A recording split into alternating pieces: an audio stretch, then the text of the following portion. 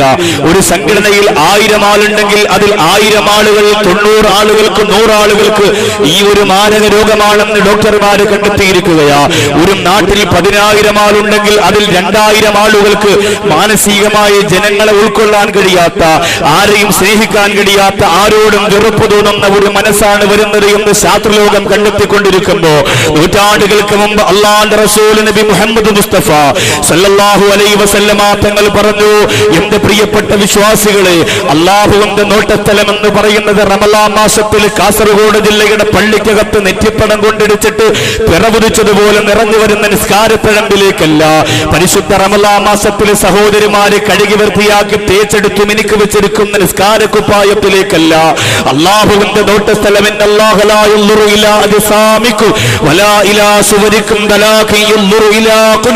നിങ്ങളുടെ രൂപഭാവങ്ങളിലേക്കല്ല, നിങ്ങളുടെ പള്ളികളുടെ ഭംഗിയിലേക്കല്ല, നിങ്ങളുടെ മുസല്ലയാകുന്ന ദുബായിൽ നിന്ന് കൊണ്ടുവന്ന പള്ളിക്കകത്ത് മനോഹാരിത നിറഞ്ഞു തുളുമ്പുന്ന കാർപ്പറ്റുകളിലേക്കല്ല. അല്ലാഹുവിന്റെ റസൂൽ പറയുന്നു, ഇലാ ഖുലൂബിക്കും, നിങ്ങളുടെ ഹൃദയങ്ങളിലേക്ക്. ആ ഹൃദയത്തിന് കേടുപാട് വന്നു പോയാൽ നിങ്ങളുടെ അമലുകൾ അല്ലാഹു സ്വീകരിക്കുന്നതല്ല.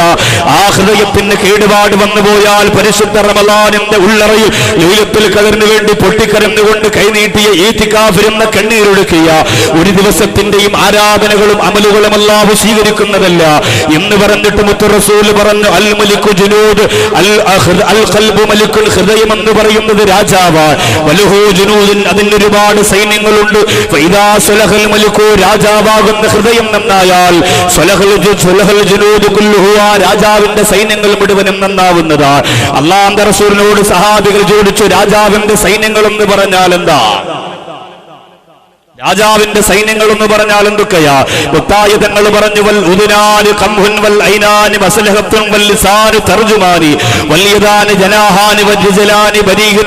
ഒരു രാജാവിന്റെ പരിചാരകനെ പോലെ ശരീരത്തിന്റെ അവയവങ്ങൾക്ക് ഓരോ ഡ്യൂട്ടി കൊടുക്കുന്നത് പോലെ അല്ലാഹുവിന്റെ റസൂൽ പറയുന്നു, കണ്ണുകൾക്ക്, കൈകൾക്ക്, കാലുകൾക്ക് പ്രത്യേകമായ ഓരോ ഡ്യൂട്ടികൾ ഞാൻ ഏൽപ്പിച്ചിരിക്കുന്നു എന്ന മുത്തായ തങ്ങൾ അല്ലാഹുവിന്റെ ഹബീബ് നബി മുഹമ്മദ് മുസ്തഫ സല്ലല്ലാഹു അലൈഹി വസല്ലമ തങ്ങൾ പറയുമ്പോ ഇസ്ലാമിക ചരിത്രത്തിലെ ഏറ്റവും വലിയ വിലപിടിപ്പുള്ള ഹദീസ് മുത്തായ തങ്ങൾ സമർപ്പിച്ചിട്ട് പ്രിയപ്പെട്ട സഹാബത്തിനോട് പറഞ്ഞു കൊടുത്തതാ.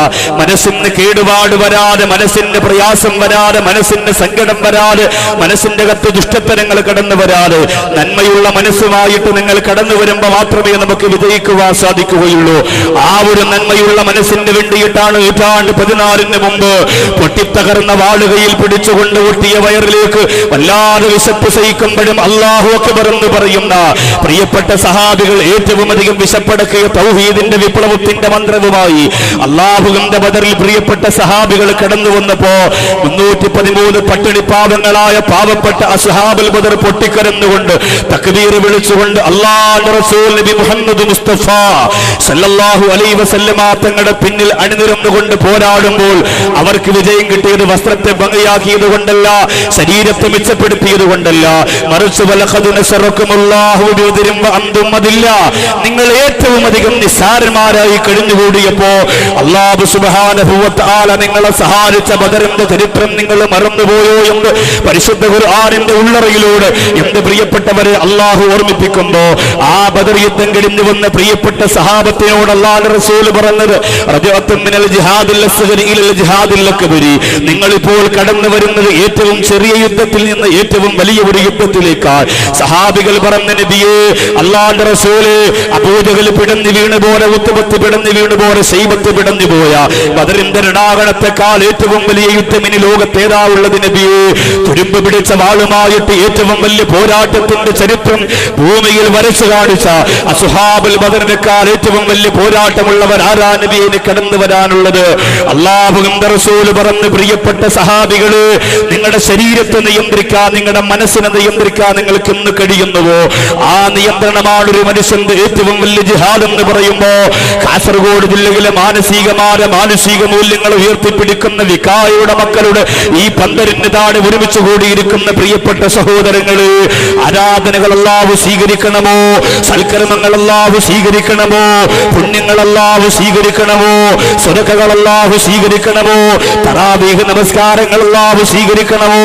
നസീഹത്തുകൾ അല്ലാഹു സ്വീകരിക്കണമോ? സാധുക്കളുടെ കണ്ണീര് പെയ്യിട്ട് പടച്ചറമ്പുരാന്റെ സ്നേഹത്തിന്റെ വഴി തെളിച്ചു കൊടുക്കുന്ന പ്രവർത്തനങ്ങൾ അല്ലാഹു സ്വീകരിക്കണമോ? അവിടെ ഏറ്റവും അധികം ആവശ്യമുള്ളത് ആദ്യം അത് മനസ്സുകൊണ്ട് ചെയ്യുക. ആദ്യം മനസ്സിലേക്ക് സ്നേഹത്തിന്റെ കവാടങ്ങൾ തുറന്നു കൊടുക്കുക. അല്ലാഹുവിന്റെ റസൂൽ നബി മുഹമ്മദ് മുസ്തഫ അല്ലാഹുവിന്റെ റസൂൽ നബി മുഹമ്മദ് മുസ്തഫ സല്ലല്ലാഹു അലൈഹി വസല്ലമ തങ്ങൾ നൂറ്റാണ്ടുകൾക്ക് മുമ്പ് തന്റെ സഹാബത്തിനോടൊപ്പം ഇരിക്കുമ്പോ അല്ലാഹുവിന്റെ റസൂൽ പറഞ്ഞു കൊടുക്കുന്ന യത്ലു അലൈക്കുമുല്ലാന റജുലുൻ മിൻ അഹ്ലിൽ ജന്ന, സ്വർഗ്ഗത്തിലേക്ക് കടന്നു പോകുന്ന സ്വർഗ്ഗാവകാശിയായ ഒരു മനുഷ്യനിപ്പോ നിങ്ങളുടെ മുന്നിലേക്ക് കടന്നു വരുമെന്ന് പറയുമ്പോ സഹാബികളൊന്ന് കാണാൻ വേണ്ടി കൊതിയോടെ കാത്തിരിക്കുകയാ. ആരാണ് സ്വർഗ്ഗത്തിൽ കടന്നു പോകുന്നത്? ആരാ സ്വർഗ്ഗത്തിൽ കടന്നു പോകുന്നത്? പ്രിയപ്പെട്ട സഹാബികൾ കാത്തിരിക്കുമ്പോ അല്ലാഹുവിന്റെ റസൂൽ പറഞ്ഞ സ്വർഗ്ഗത്തിലേക്ക് കടന്നു പോകുന്ന മനുഷ്യനരാ കടന്നു വരുന്നു. അൻസാരികളിൽപ്പെട്ട ഒരു മനുഷ്യൻ കടന്നു വരികയാ. ഉളുവെടുത്ത വെള്ളമാ പ്രിയപ്പെട്ട സഹോദരന്റെ താടി രൂപത്തിൽ ഇങ്ങനെ തിളങ്ങി നിൽക്കുകയാ. അത് ഇടത്തെ കയ്യിൽ ഉളുവെടുത്ത ഇടത്തെ കയ്യിൽ ഉളുവെടുന്നിട്ട് ചെരിപ്പൂരി കയ്യിൽ പിടിച്ചിരിക്കുകയാ. അല്ലാഹുവിന്റെ റസൂൽ പറഞ്ഞു, കണ്ടോ ആ നടന്നു പോകുന്ന ഉളുവിന്റെ വെള്ളം മുഖത്ത് വരണ്ടു നിൽക്കുന്ന പാവപ്പെട്ട മനുഷ്യനുണ്ടല്ലോ, ആ മനുഷ്യൻ സ്വർഗത്തിന്റെ ആളാണ്. സഹാബികൾക്ക് അത്ഭുതം തോന്നിപ്പോലെ ഒരു പ്രത്യേകതകളുമില്ല. സ്വർഗത്തിലേക്ക് കടന്നു പോകുമെന്ന് മുത്ത് റസൂൽ പറയാ മാത്രം ഭാഗത്തിലുള്ള ഒരു പ്രത്യേകമായ അടയാളങ്ങളുമില്ല. ഫലമാ കാണലുതു രണ്ടാമത്തെ ദിവസമായപ്പോ അല്ലാഹുവിന്റെ റസൂൽ വീണ്ടും പറയുകയാണ്, സ്വർഗത്തിലേക്ക് കടന്നു പോകുന്ന ഒരു മനുഷ്യൻ ഇപ്പൊ കടന്നു വരുന്നതാ. അല്ലാഹുവിന്റെ റസൂൽ പറഞ്ഞു തീരുമ്പോ രണ്ടാമത്തെ ദിവസവും ആദ്യം വന്ന മനുഷ്യൻ തന്നെ വരികയാ. മൂന്നാമത്തെ ദിവസവും ആദ്യം തന്നെ മനുഷ്യൻ തന്നെ വരികയാ. ആ സമയത്ത് Abdullahi ibn Amr bin As റളിയല്ലാഹു അൻഹു ആ സദസ്സിൽ നിന്ന് എഴുന്നേൽക്കുകയാണ്. എന്തേ ഈ മനുഷ്യൻ ഇങ്ങനെ സ്വർഗ്ഗം അല്ലാഹുവിന്റെ റസൂൽ ഉറപ്പിച്ചു പറയാനുള്ള കാരണം എന്ത്? ഒന്ന് പഠിക്കണമല്ലോ. എന്തേ കാരണമെന്നൊന്ന് പഠിക്കണമല്ലോ. ആ സഹോദരൻ ബഹുമാനപ്പെട്ട Abdullahi ibn Amr bin As റളിയല്ലാഹു അൻഹു ഈ പ്രിയപ്പെട്ട സ്വഹാബിയുടെ ഭവനത്തിലേക്ക് പോകുകയാണ്. 3 ദിവസം വരെ എനിക്ക് വീട്ടിലേക്ക് പോകാൻ കഴിയില്ല, അങ്ങയോടൊപ്പം ഇരുന്നു കൊണ്ട് എനിക്ക് താമസിക്കാൻ സൗകര്യം തരണമെന്ന് പറയുമോ? 3 ദിവസം ഈ പ്രിയപ്പെട്ട സ്വർഗത്തിലാണെന്ന് അല്ലാഹുവിന്റെ റസൂൽ പറഞ്ഞ സഹാബി അബ്ദുല്ലാഹി റളിയല്ലാഹു അൻഹു ഒരു താമസിക്കാനുള്ള സൗകര്യം കൊടുക്കുകയാണ്. 3 ദിവസം അവിടെ താമസിക്കുകയാണ്. അത് കഴിഞ്ഞപ്പോ അംർ ബിൻ ആസ് റളിയല്ലാഹു അൻഹു സ്വർഗത്തിലാണെന്ന് മുത്ത് റസൂൽ പറഞ്ഞ മനുഷ്യനോട് പറയുകയാണ്, ഞാനിവിടെ താമസിച്ചിരുന്നത് വെറുതെയല്ല, 3 ദിവസം ഞാൻ താമസിച്ചിരുന്നത് വെറുതെയല്ല. അല്ലാഹുവിന്റെ റസൂൽ നിങ്ങൾക്ക് സ്വർഗമെന്ന് പറഞ്ഞപ്പോ പാതിരാ സമയത്ത് നിങ്ങൾ ചെയ്യുന്ന ഇബാദത്തിന്റെ കണക്ക് നോക്കാൻ കടന്നു വന്നതാ. പാതിരാ സമയത്ത് നിങ്ങൾ ചെയ്യുന്ന നമസ്കാരത്തിന്റെ കണക്ക് നോക്കാൻ കടന്നു വന്നതാ. ആ സമയത്ത് Abdullahi ibn Amr bin As റളിയല്ലാഹു അൻഹുവിനോട് പറയുന്നു, നിങ്ങളൊക്കെ ചെയ്യുന്ന അമലുകൾ മാത്രമേ ഇരിക്കുമുള്ളൂ. ഫലം യറഹു യഖൂമ മിനൽ ലൈലി ശൈആ, രാത്രി ഞാൻ ഒരുപാട് നമസ്കരിക്കുന്നത് കണ്ടില്ല എന്ന് നിങ്ങൾ പറഞ്ഞല്ലോ. ഞാനങ്ങനെ ഒരുപാട് കഷ്ടപ്പെട്ട് അമലുകൾ ചെയ്യാറില്ല. പക്ഷെ എനിക്ക് അല്ലാഹു ഒരു മനസ്സ് തന്നിട്ടുണ്ട്. പക്ഷേ എനിക്ക് അല്ലാഹു ഒരു മനസ്സ് തന്നിട്ടുണ്ട്. പക്ഷേ എനിക്ക് പടച്ചതമ്പുരാൻ ഒരു മനസ്സ് തന്നിട്ടുണ്ട്.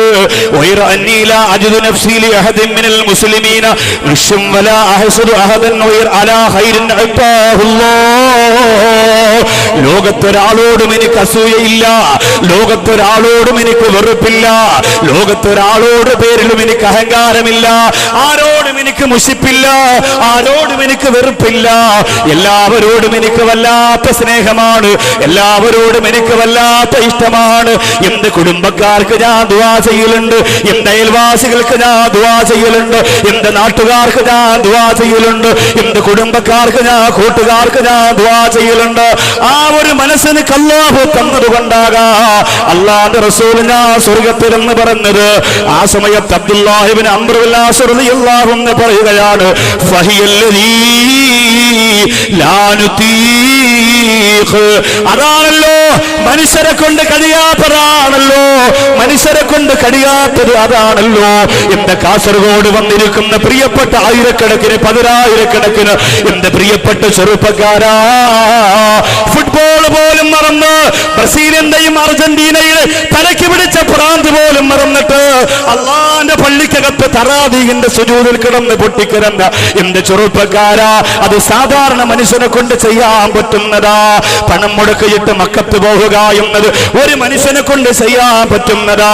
നൂറുകണക്കാറ് യതീമക്കളെ കാസർഗോഡ് ജില്ലയിൽ അൽഹംദുലില്ലാഹ് എത്രയോ പാവപ്പെട്ട പെൺകുട്ടികളെ കെട്ടിച്ചു വിടുകയാണ്. അള്ളാഹു നിലനിർത്തട്ടെ, അള്ളാഹു വളർത്തട്ടെ, അള്ളാഹു അനുഗ്രഹിക്കട്ടെ. പക്ഷെ അതൊക്കെ എല്ലാവരെ കൊണ്ട് ചെയ്യാൻ പറ്റുന്നതാ. പള്ളി വെച്ച് കൊടുക്കുക, യതീംഖാനകൾക്ക് ക്യാൻറ്റീൻ കെട്ടിക്കൊടുക്കുക, ഹിഫ്ദുൽ ഖുർആൻ കോളേജ് കെട്ടുക, അതെല്ലാം എല്ലാവർക്കും ചെയ്യാൻ പറ്റുന്നതാ. ഈ ഒരു കാര്യമുണ്ടല്ലോ, അള്ളാഹുവിന്റെ ഇഷ്ടമുള്ളവർക്കല്ലാതെ ചെയ്യാൻ കഴിയില്ല. ലോകത്തൊരാളോടും വെറുപ്പില്ലാത്ത മനസ്സുണ്ടല്ലോ, ആരോടും മത്സരമില്ലാത്ത മനസ്സുണ്ടല്ലോ, അസൂയയില്ലാത്ത മനസ്സുണ്ടല്ലോ, വെറുപ്പില്ലാത്ത മനസ്സുണ്ടല്ലോ. ആ മനസ്സ് മരതകമാണ്, ആ മനസ്സ് മാണിക്യമാണ്, ആ മനസ്സ് മുത്താണ്, ആ മനസ്സ് പടച്ചതമ്പുരാന്റെ പൊരുത്തമുള്ളതാ. മദീനയുടെ രാജാവിന്റെ ചുണ്ടുകൾ ആ മനസ്സിന് 1000 ചുടുചുംബനങ്ങൾ കൊടുത്തുകൊണ്ടിരിക്കുകയാ. അങ്ങനെ മനസ്സുള്ള എത്ര പേരാണ് ഈ സ്വർഗത്തിന്റെ പന്തലിന് ചാരയുള്ളതെന്ന് എനിക്കറിയില്ല. അങ്ങനെ മനസ്സുള്ള എത്ര ആളുകളാണ് ഈ സ്വർഗത്തിന്റെ വേദിയിൽ വന്നതെന്ന് എനിക്കറിയില്ല. നമ്മുടെ നമസ്കാരങ്ങൾ വലിച്ചെറിയുന്നതിനാ മനസ്സിന്റെ ദുഷ്ടത്തരം ഒരു കാരണമാണെങ്കിൽ എന്റെ പ്രിയമുള്ളവരെ മടങ്ങി വന്നു, എന്റെ പ്രിയമുള്ളവരെ മടങ്ങി വന്നു. മഹാനായ ഇമാമുന ഗസാലി റളിയല്ലാഹു അൻഹു പറയുന്നു, ഇഹ്യാ ഉലൂമുദ്ദീനിൽ മനസ്സിന്റെ അവസ്ഥകൾ 7 തരത്തിലാ. മനസ്സിന്റെ അവസ്ഥകൾ 7 തരത്തിലാ. അമ്മാറ, ലവ്വാമ, മുൽഹിമ, മുത്മഇന്ന, റാളിയ, മർളിയ, കാമില എന്ന് തസവുഫിന്റെ ആദ്യ പാഠങ്ങൾ പഠിക്കുന്ന പ്രിയപ്പെട്ട അള്ളാഹുവിന്റെ പൊരുത്തത്തിലേക്ക് പോകുന്ന മഹത്തുക്കൾക്ക് ബഹുമാനപ്പെട്ട അബൂ ഹാമിദുൽ ഇമാമുന ഗസാലി റളിയല്ലാഹു അൻഹു പറഞ്ഞ 7 രീതിയിലാണ്. അതിൽ ഒന്നിനെ മാത്രം നമ്മൾ വിശദീകരിച്ചാൽ മതി. നഫ്സ് അമ്മാറ, ദുഷ്ടത്തരങ്ങൾ മാത്രം ചെയ്യാൻ പ്രേരിപ്പിക്കുന്ന മനസ്സ്. ചില ആളുകൾ അങ്ങനെയാണ്. എത്ര നമ്മുടെ മനസ്സിൽ പാഠം ഉൾക്കൊള്ളാൻ പറ്റുന്ന കാര്യങ്ങൾ ഉണ്ടായാലും നമ്മൾ പഠിക്കുകയില്ല. 3 മക്കൾ ഈ അടുത്ത സമയത്തല്ലേ കാസർഗോഡ് ജില്ലയിൽ വാഹനാപകടത്തിൽ മരണപ്പെട്ടത്. അള്ളാഹു ആ മക്കളുടെ മാതാപിതാക്കൾക്ക് സഹനശേഷിയും ക്ഷമയും കൊടുത്ത് അനുഗ്രഹിക്കട്ടെ. ദുബായിലെ ഔക്കാഫിന്റെ പ്രോഗ്രാമിന് ആ സ്ഥലത്തെത്തുമ്പോൾ ദുബായിയുടെ ഏറ്റവും വലിയ മൊബൈൽ കമ്പനി നടത്തുന്ന പ്രിയപ്പെട്ട സഹോദരന്റെ മകൻ കാസർഗോഡ് വാഹനാപകടത്തിൽ മരണപ്പെട്ടു എന്നൊരു കത്തെഴുതി ആ പ്രസംഗ സ്റ്റേജിൽ തന്നു. അത്ഭുതം തോന്നിപ്പോയി. പരിശുദ്ധ റമദാനാണ്. പത്രങ്ങളിലൂടെ ഞാൻ കണ്ടു, മോർച്ചറിയുടെ മുറ്റത്ത് കാസർഗോഡ് ജില്ലയിലെ പ്രിയപ്പെട്ട സഹോദരങ്ങൾ കണ്ണീര് തുളുമ്പിയിട്ട് ആ മയ്യത്തേറ്റുവാങ്ങാൻ കാത്തിരിക്കുന്ന രംഗം. ഇങ്ങനെ ലോകത്ത് എന്തൊക്കെ സംഭവിച്ചാലും, ആരൊക്കെ മരണപ്പെട്ടാലും, എന്തൊക്കെ പരീക്ഷണങ്ങൾ കൊണ്ട് അള്ളാഹു പരീക്ഷിച്ചാലും വേദനിപ്പിച്ചാലും മനസ്സിന്റെ അംശം പോലും മാറ്റം വരാതെ കാടത്തം വരവിച്ചു പോലെ മനസ്സുമായി കിടന്നുകൂടുന്ന എത്രയോ ദുഷ്ടചിന്തയുടെ ആളുകൾ നമ്മുടെ നാട്ടിലുണ്ട്. അവര് ജനിച്ചപ്പോഴേ അങ്ങനെ ആയിരുന്നില്ല. അവരാരും ജനിച്ചപ്പോഴേ അങ്ങനെ ആയിരുന്നില്ല. നിങ്ങളൊക്കെ പറയുമല്ലോ, കാസർഗോഡ് അവിടെ കൊലപാതകം നടന്നു, ഇവിടെ കൊലപാതകം നടന്നു, അവിടെ മാനഭംഗം നടന്നു, അവിടെ കഞ്ചാവ് കൃഷി നടന്നു, അവിടെ കള്ളക്കച്ചവടം നടന്നു. അതിലൊക്കെ മുസ്ലിം സമുദായത്തിന്റെ നാമധാരികളുടെ ഫോട്ടോ പത്രങ്ങൾ ഇങ്ങനെ കാണുമ്പോൾ വല്ലാത്ത സങ്കടം തോന്നിപ്പോകാറുണ്ട്. പക്ഷേ അവര് ജനിച്ചപ്പോഴേ അങ്ങനെ ആയിരുന്നില്ല. ഉമ്മയുടെ ഉദരത്തിനകത്ത് നിന്ന് പുറത്തേക്ക് വരുമ്പോഴേ ആ പ്രിയപ്പെട്ട മക്കൾ ആ സ്വഭാവ രീതിയുടെ ഉടമസ്ഥരായിരുന്നില്ല. മറിച്ച് എപ്പോഴാണ് അവർക്ക് അങ്ങനെ സംഭവിച്ചു പോയത്? പിറന്നു വീണ ഉടൻ അവരുടെ മനസ്സിലേക്ക് അത് വെച്ചു കൊടുക്കാൻ വേണ്ടി ശപിക്കപ്പെട്ടവനായ ഇബ്ലീസ് ലഅനത്തുല്ലാഹിലേക്ക് കടന്നു വരികയാണ്. പിറന്നു വീഴുമ്പോ എല്ലാവരും നല്ല പ്രകൃതത്തിലാണ്. കുല്ലു മൗലൂദിൻ യൂലദു അലൽ ഫിത്ര, എല്ലാ മക്കളും പിറന്നു വീഴുന്നത് ശുദ്ധ പ്രകൃതത്തിലാണ്. അല്ലാഹുവിന്റെ റസൂൽ പറയുന്നു, മാ മിൻ ബനി ആദമ മൗലൂദിൻ ഇല്ലാ യമുസ്സുഹു ശൈത്താനു ഹീന യൂലദു ഫയസ്തഹില്ലു സാരിഖൻ മിൻ മസ്സി ശൈത്താൻ. ലോകത്തൊരു കുഞ്ഞ് പിറന്നു വീണാൽ ആ കുഞ്ഞ് ആദ്യമായി പൊട്ടിക്കരയുന്നത് എന്തിനെന്നറിയോ? ഉമ്മയുടെ ഉദരത്തിനകത്തിരുന്ന് പുറത്തേക്ക് വന്ന് ദുനിയാവിന്റെ വെളിച്ചം കണ്ട് ഭയന്നിട്ടല്ല. ഉമ്മയുടെ ഉദരത്തിനകത്തിരുന്ന് പുറത്തേക്ക് വന്ന് ഹോസ്പിറ്റലിന്റെ അകത്ത് അവസ്ഥ കണ്ടിട്ട് നിലവിളിച്ചിട്ട് ഭയപ്പെട്ടിട്ടല്ല. അല്ലാഹുവിന്റെ റസൂൽ പറയുന്നു, വയസ്തഹില്ലു സാരിഹൻ മിൻ മസ്സി ശൈത്താൻ, ശൈത്താന്റെ സ്പർശനം കൊണ്ട് അത് ഭയന്നിട്ട് നിലവിളിക്കുമെന്ന് മുത്തേ നബി മുഹമ്മദ് മുസ്തഫ. ശൈത്താന്റെ സ്പർശനം ഒരു കുഞ്ഞിന് നിൽക്കുകയാണ്. പ്രസവി പ്രസവിച്ച ഉടനെ കാസർഗോഡ് ജില്ലയിലെ എന്റെ പ്രിയപ്പെട്ട ആയിഷമാര്, റംലമാര്, സഫിയമാര്, ഫാത്തിമമാര് പ്രസവിക്കുമ്പോ ആ പ്രിയപ്പെട്ട കുഞ്ഞ് പിറന്നു വീണ ഉടനെ പൊട്ടിക്കരയുന്നത് എന്തിനെന്നറിയോ? യസ്തഹില്ലു മിൻ മസ്സി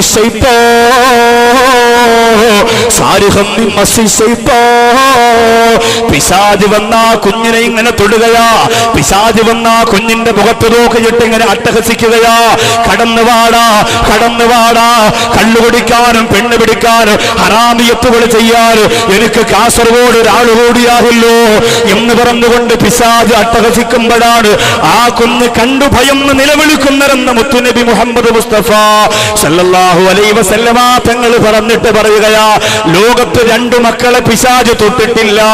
ലോകത്ത് 2 മക്കൾ പ്രസവിച്ചു വീണപ്പോ പിശാച് അങ്ങനെ തൊട്ടിട്ടില്ലെന്ന് റൂഹി ഫിദാ നബി മുഹമ്മദ് മുസ്തഫ. 2 മക്കളെ പിശാച് അങ്ങനെ തൊട്ടിട്ടില്ല.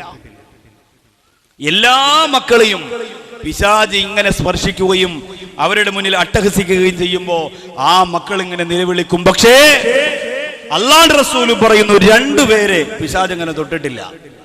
ആരാണ് ആ 2 പേരെന്നറിയോ? അറിയോ? മറിയം വബിനിഹാ, മറിയം ബീവി റളിയല്ലാഹു അൻഹ. മറിയം ബീവി റളിയല്ലാഹു അൻഹ ജനിച്ചപ്പോ ഇബ്ലീസ് ലഅനത്തുല്ലാഹി അലൈഹി ഒന്ന് സ്പർശിക്കാൻ സാധിച്ചില്ല. വബിനിഹാ, മറിയം ബീവിയുടെ മകനാരാ? റൂഹുല്ലാഹി ഈസാ നബി അലൈഹിസ്സലാം. ഈസാ നബി ജനിച്ചപ്പോഴും ഇബ്ലീസിൽ അങ്ങനെ തൊടാൻ സാധിച്ചില്ല. എന്തേ കാരണം? മറിയം ബീവിയുടെ ഉമ്മയാരാ? ഇന്ന് നമ്മുടെ ഉമ്മമാരെ തന്നെ അറിയണമെങ്കിൽ നെറ്റ് സെർച്ച് ചെയ്ത് നോക്കണം. ആ കാലോ മറിയം ബീവിയുടെ ഉമ്മയാരാ? ഉമ്മുഹാ ഹന്ന, ഹന്നത്തു ബീവി റളിയല്ലാഹു അൻഹയാണ് മറിയം ബീവിയുടെ ഉമ്മ. മറിയം ബീവി പ്രസവിക്കുന്ന സമയത്ത് ഹന്നത്തു ബീവി ഒരു ദുആ ചെയ്തിരുന്നു. ആ ദുആ നിങ്ങൾ ആരെങ്കിലും നിങ്ങളുടെ മക്കളുടെ ജനിച്ച ഉടനെ മക്കളുടെ വലത്തേ ചെവിയിൽ ബാങ്ക് വിളിച്ചതിന് ശേഷം ഈ ദുആ നിങ്ങൾ ചൊല്ലിക്കൊടുത്താൽ അല്ലാഹുവിന്റെ റസൂൽ പറയുകയാണ്, നിങ്ങളുടെ മക്കളെയും ആ പിശാച് തൊടുകയില്ല. നിങ്ങളുടെ മക്കളെയും ആ പിശാച് തൊടുകയില്ല. പഠിച്ചോ, ഗർഭവതികളായ സഹോദരിമാരുണ്ടെങ്കിൽ എഴുതി വെച്ചോ. ഭാര്യമാര് ഗർഭവതികളാണെങ്കിൽ എന്റെ ചെറുപ്പക്കാര് പഠിച്ചു വെച്ചോ. ഹന്നത്ത് ബീവി റളിയല്ലാഹു അൻഹ ചെയ്ത ദുആ എന്തെന്നറിയുമോ? വലത്തേ ചെവിയിൽ ബാങ്ക് വിളിച്ചു വിടുന്നിട്ട് അല്ലാഹുവിന്റെ റസൂൽ ആ ദുആ നിങ്ങളുടെ പ്രിയപ്പെട്ട മക്കളുടെ ചെവിയിൽ ഇങ്ങനെ ഓതിക്കൊടുക്കണമെന്ന് പറയുകയാണ്.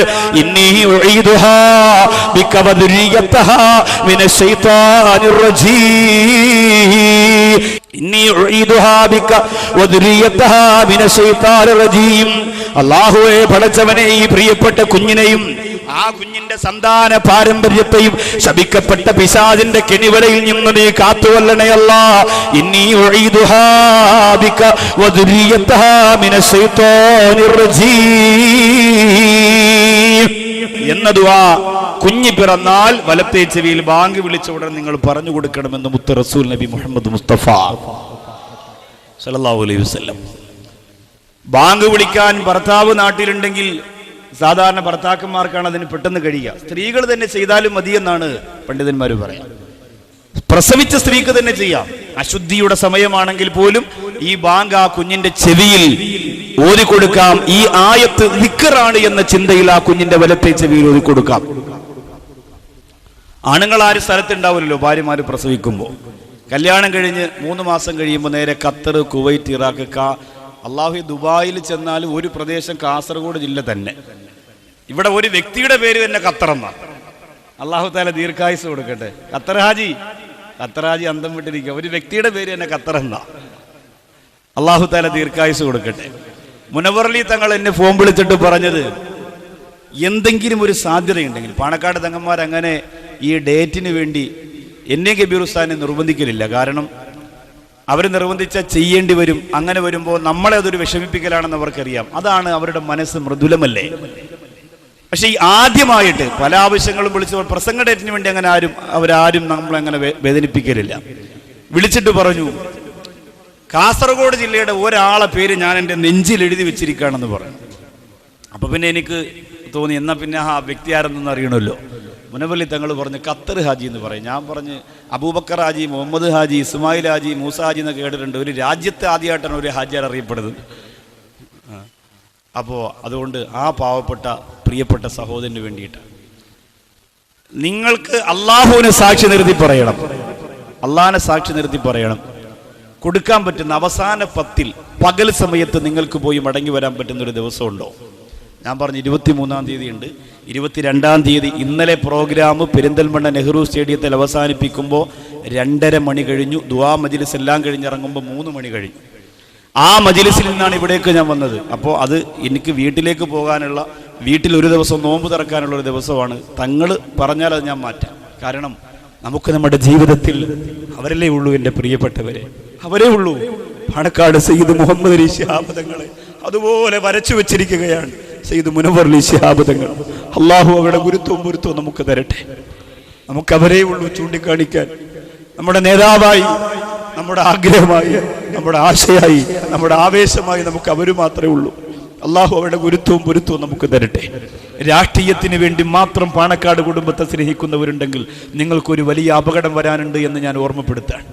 അതിനുവേണ്ടി മാത്രം നിങ്ങൾ സ്നേഹിക്കരുത്. ലീഗുകാർക്ക് പാണക്കാട് കുടുംബത്തിനോട് വല്ലാത്ത സ്നേഹമാണ്. ആ സ്നേഹം അല്ലാഹു അധികരിപ്പിച്ചു തരട്ടെ. പക്ഷേ രാഷ്ട്രീയ പ്രവർത്തനത്തിന് വേണ്ടി മാത്രം ആ കുടുംബത്തെ നിങ്ങൾ സ്നേഹിക്കരുത്. അവര് അഹ്ലു ബൈത്തിന്റെ മാണിക്യമുത്തുകളാണ്. അവരെ ലോകത്തുള്ള സർവ്വ സുന്നത്ത് ജമാഅത്തുകാരും ഇഷ്ടപ്പെടണം. സംഘടന വ്യത്യസ്തമില്ലാതെ സ്നേഹിക്കണം. എങ്കിലേ അള്ളാന്റെ ഹബീബിന്റെ പൊരുത്തം ഉണ്ടാവൂ. ഒരു പൊരുത്തക്കേട് അവരെ കുറിച്ച് പറഞ്ഞാൽ തകർന്നു പോകും. അള്ളാഹു കാത്തിരക്ഷിക്കട്ടെ. അടുത്തൊരു പ്രിയപ്പെട്ട ചെറുപ്പക്കാരൻ ഒരു മൊബൈൽ കാണിച്ചിട്ട് എന്നോട് പറഞ്ഞ് എൻ്റെ മനസ്സിൽ വല്ലാത്ത നീറ്റലുണ്ടാക്കിയ സംഭവമാണ്. പാണക്കാട് കുടുംബത്തിലെ 5 സയ്യിദന്മാരെ, അമീദ് അലി ശിഹാബ് തങ്ങൾ ഉൾപ്പെടെ, മുനവ്വർ അലി ശിഹാബ് തങ്ങൾ ഉൾപ്പെടെ 5 സയ്യിദന്മാരുടെ ഫോട്ടോ കൊടുത്തിട്ട് അതിന് താഴെ 5 പറയാൻ പാടില്ലാത്തതാണ്, പേടിയാണ്, എങ്കിലും നിങ്ങൾ ശ്രദ്ധിക്കാൻ വേണ്ടി പറയുന്നു, 5 പന്നികളുടെ ഫോട്ടോ കൊടുത്തിരിക്കുകയാണ്. അല്ലാഹു കാത്തിരക്ഷിക്കട്ടെ, അല്ലാഹു കാത്തിരക്ഷിക്കട്ടെ, അല്ലാഹു കാത്തിരക്ഷിക്കട്ടെ. എന്നിട്ട് അതിന്റെ താഴെ എഴുതിയിരുന്ന ഡയലോഗ് എന്തെന്നറിയോ? കമന്റ് എഴുതാൻ ചെറുപ്പക്കാർക്ക് ഫേസ്ബുക്കിന്റെ ഒരു അംശം കിട്ടിയാൽ മതിയല്ലോ, ഒരു ഫോട്ടോ കിട്ടിയാൽ മതിയല്ലോ. ഇതാരുടേതാണ്, ഏത് ഷെയ്ഖിൻ്റെതാണ്, ഏത് പണ്ഡിതന്റെതാണ്, ഏത് സയ്യിദിന്റെതാണ് നോക്കാൻ നമുക്ക് നേരമില്ലല്ലോ. അതിന്റെ ആവശ്യം നമുക്കില്ലല്ലോ. ഇങ്ങനെ കമന്റ് എഴുതി വിടുന്നു. ലോകം മുഴുവനും കോടിക്കണക്കിന് ജനങ്ങൾ തൽക്ഷണം അത് കണ്ടുകൊണ്ടിരിക്കുന്നു. അതിന്റെ താഴെ എഴുതിയെന്തെന്നറിയോ? ഒരു കുരുത്തം കെട്ടവൻ.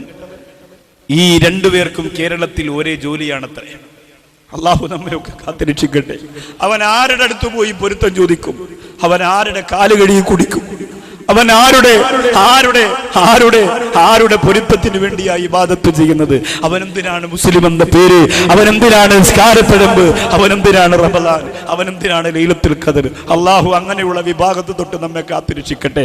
അതുകൊണ്ട് സൂക്ഷിച്ചോ, ഇതൊരു ഓർമ്മപ്പെടുത്തലാണ്. ഒരിക്കലും വറ്റാത്ത കണ്ണീര് അവസാനം വറ്റുന്ന ഒരു ലോകമുണ്ട്. കണ്ണീര് വറ്റികിട്ടി രക്തം വരുന്ന ഒരു ലോകമുണ്ട്, മറക്കരുത്. അള്ളാഹു അഹ്ലു ബൈത്തിനെ ആദരിക്കാൻ, അത് എവിടെയുള്ളവരാകട്ടെ, പാണക്കാട് കുടുംബമാകട്ടെ, കുമ്പോൾ തങ്ങന്മാരാകട്ടെ, ഇവിടെ ഇരിക്കുന്ന പ്രിയപ്പെട്ട സയ്യിദന്മാരാകട്ടെ, ആരാണെങ്കിലും ഒരനാദരവ് നമ്മൾ കാണിക്കാൻ. അവരെന്തും ചെയ്യട്ടെ, അതാണ് അഹ്ലു ബൈത്ത്. അവരെന്തും ചെയ്യട്ടെ. ചില സയ്യിദന്മാര് സിഗരറ്റ് വലിക്കും, ചില സയ്യിദന്മാര് ദാടി വെക്കില്ല, ചിലര് തൊപ്പി വെക്കില്ല. അവരെന്തു ചെയ്യട്ടെ. അവരെ പഠിപ്പിക്കാനും അവരെ അളക്കാനും അവർക്ക് മീറ്റർ വെക്കാനും നമ്മൾ നിൽക്കരുത്. നമുക്ക് ഒന്നുമില്ല എടുത്തു കാണിക്കാൻ. നമ്മൾ ജാഹിലീങ്ങളാണ്, പടിജാഹിലീങ്ങളാണ്. അതുകൊണ്ട് അവരെന്തു ആവട്ടെ, നമ്മൾ അവരെ ബഹുമാനിക്കുക. തങ്ങൾ കുടുംബത്തിൽപ്പെട്ട ഒരു കുഞ്ഞു വന്നാൽ പോലും കണ്ണിയത്ത് ഉസ്താദ് സ്റ്റേജിൽ നിന്ന് എഴുന്നേറ്റ് നിൽക്കുമായിരുന്നു. തങ്ങളുടെ കുടുംബത്തിൽപ്പെട്ട 5 വയസ്സുള്ള ഒരു കുഞ്ഞ് സ്റ്റേജിലേക്ക് വന്നാൽ ബഹുമാനപ്പെട്ട കണ്ണിയത്ത് ഉസ്താദ് പ്രായാധിക്യത്തിലും രോഗാധിക്യത്തിലും വേദനയും വിഷമവും മറന്നുകൊണ്ട് എഴുന്നേറ്റ് നിന്ന് ആ കുഞ്ഞിനെ ബഹുമാനിച്ചിരുന്നത് മുത്ത് റസൂലിനോടുള്ള സ്നേഹമാണ്. അല്ലാഹു നമുക്ക് നിലനിർത്തി തരട്ടെ, അല്ലാഹു നമുക്ക് നിലനിർത്തി തരട്ടെ, അല്ലാഹു നമുക്ക് നിലനിർത്തി തരട്ടെ. അതുകൊണ്ട് പ്രിയപ്പെട്ടവരെ പറഞ്ഞു കൊടുക്കുക. നമ്മുടെയൊക്കെ എത്രയോ ചെറുപ്പക്കാർ ഗൾഫ് രാജ്യങ്ങളിലാണ്. ഭാര്യ പ്രസവിക്കുമ്പോ ബാങ്ക് വിളിക്കാനും ആയത്തോതാനും ഒരു നാട്ടിലില്ല, അവര് നാട്ടിലില്ല. പക്ഷേ ഈ സഹോദരിമാർക്കാണെങ്കിൽ പലരും ഇത് പഠിപ്പിച്ചു കൊടുത്തിട്ടുമില്ല, അവർക്കത് ചെയ്യാനുള്ള അവസരങ്ങളുമില്ല. ഹോസ്പിറ്റലുകളൊക്കെ അധികവും ക്രിസ്ത്യാനികളുടെ പേരിലാണ്. മുസ്ലിങ്ങളുടെ പേരിലുള്ള ഹോസ്പിറ്റലുകൾ നമ്മൾ തന്നെ പോകലില്ല. എന്തുകൊണ്ടാ? ഞാൻ പോയിട്ട് എന്റെ ഭാര്യ പ്രസവിച്ചിട്ട് അവനങ്ങനെ കാശുണ്ടാക്കണ്ട എന്ന് നമ്മൾ പറയും. അതാണ് നമ്മുടെ മനസ്സിന്റെ ദുഷ്ടത്തരമത. മുസ്ലിം സ്കൂളിൽ നമ്മളെ മക്കളെ നമ്മൾ പഠിപ്പിക്കൂല. പള്ളിയിൽ ഓഡിറ്റോറിയം ഉണ്ടെങ്കിൽ അവിടെ നമ്മുടെ മോളെ കല്യാണം നടത്തൂല. പള്ളിയിൽ സ്കൂൾ ഉണ്ടെങ്കിൽ അവിടെ നമ്മുടെ മക്കളെ ചേർത്ത് പഠിപ്പിക്കൂല. അങ്ങനെ അവിടുത്തെ സെക്രട്ടറി അങ്ങനെ അഹങ്കരിക്കണ്ട എന്ന് പറഞ്ഞിട്ട് നാം നമ്മുടെ മക്കളെ കണ്ടവന്റെ അടുക്കള വരമ്പാൻ കൊണ്ടിട്ട് കൊടുക്കും. അല്ലാഹു കാത്തിരക്ഷിക്കട്ടെ. കല്യാണം കഴിഞ്ഞ് 3 മാസം, ഭാര്യയ്ക്ക് 1 മാസം ആകുമ്പോൾ നിങ്ങൾ ഗൾഫിൽ പോവും. ഭാര്യ പ്രസവിച്ച് മക്കൾക്ക് 2 വയസ്സാകുമ്പോൾ നാട്ടിൽ വരും, 2 മാസം നിൽക്കും, ഭാര്യയ്ക്ക് 1 മാസം ആകുമ്പോൾ വീണ്ടും പോകും. ഇത് തന്നെ നിങ്ങളുടെ പരിപാടി, ഇവരെ ജോലി പ്രസവിക്കലും ബാങ്ക് വിളിക്കലും. അപ്പോൾ വല്ലപ്പോഴും നാട്ടിൽ നിന്ന് ഒരു കുഞ്ഞിനെങ്കിലും ചെവിയിലൊന്ന് ബാങ്ക് വിളിച്ചു കൊടുക്കാനുള്ള ഒരു താല്പര്യം നിങ്ങൾ കാണിക്കണം, ചെയ്യണം. ഈ അടുത്ത സമയത്ത് പത്രത്തിലൂടെ വായിച്ചതാ, ഒരുപാട് കാത്തിരുന്നിട്ട് കിട്ടിയ പ്രിയപ്പെട്ട പൊന്നുമോന്റെ വലത്തേ ചെവിയിൽ ഉപ്പ ബാങ്ക് വിളിക്കുകയാ. ബാങ്ക് വിളിച്ചുകൊണ്ടിരിക്കുമ്പോ അറ്റാക്ക് വന്ന് മരിച്ചുപോയി. പത്രത്തിലൂടെ നിങ്ങൾ വായിച്ചതാ. ബാങ്ക് വിളിച്ചുകൊണ്ടിരുന്നപ്പോ അറ്റാക്ക് വന്ന് മരിച്ചുപോയി. പത്രത്തിലൂടെ വായിച്ചതാ. അല്ലാഹുവേ, ഞങ്ങളുടെ മക്കളെ നീ പിശാചിന്റെ മക്കളാക്കല്ലേ അല്ലാ. ഞങ്ങളുടെ മക്കളെ നീ കഞ്ചാവ് കച്ചവടക്കാരാക്കല്ലേ അല്ല. ഞങ്ങൾ തൊപ്പിയും താടിയും വെച്ച് പള്ളിക്കകത്ത് പോയി നമസ്കരിക്കുമ്പോ ആ പള്ളിയുടെ മുമ്പിലൂടെ പോകുന്ന സുന്ദരിയാറ് പെൺകുട്ടികള് മാനഭംഗപ്പെടുത്തുന്ന ഏറ്റവും വലിയ ക്രൂരതയുടെ മനസ്സിന്റെ ഉടമയാക്കി ഞങ്ങളുടെ പ്രിയപ്പെട്ട മക്കളെ മാറ്റല്ലേ ഉള്ളോ. ഞങ്ങളുടെ പ്രിയപ്പെട്ട മക്കളെ മാറ്റല്ലേ ഉള്ളോ.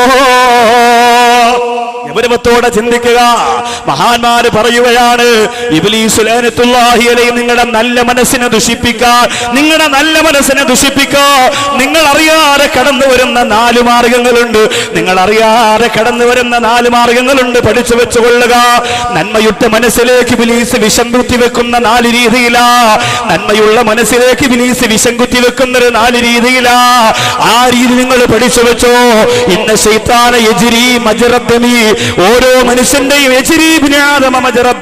മനുഷ്യ മക്കളുടെ ശരീരത്തിൽ രക്തമോടുന്നത് എവിടെയാണ്, അവിടെയൊക്കെ ഇബ്ലീസ് സഞ്ചരിക്കുമെന്ന് മുത്ത് നബി മുഹമ്മദ് മുസ്തഫ സല്ലല്ലാഹു അലൈഹി വസല്ലമ തങ്ങൾ പറയുമ്പോ അല്ലാഹുവിന്റെ റസൂൽ പറയുകയാ, 4 രീതിയിലൂടെ മക്കളെ, യുവത്വമേ, സഹോദരങ്ങളെ, സഹോദരിമാരെ, നിന്റെ നല്ല മനസ്സിനെ ഇബ്ലീസ് നശിപ്പിക്കുമെന്ന് മുത്ത് നബി പരിചയപ്പെടുത്തുകയാ. അതിലൊന്നാമത്തെ എന്തെന്നറിയോ,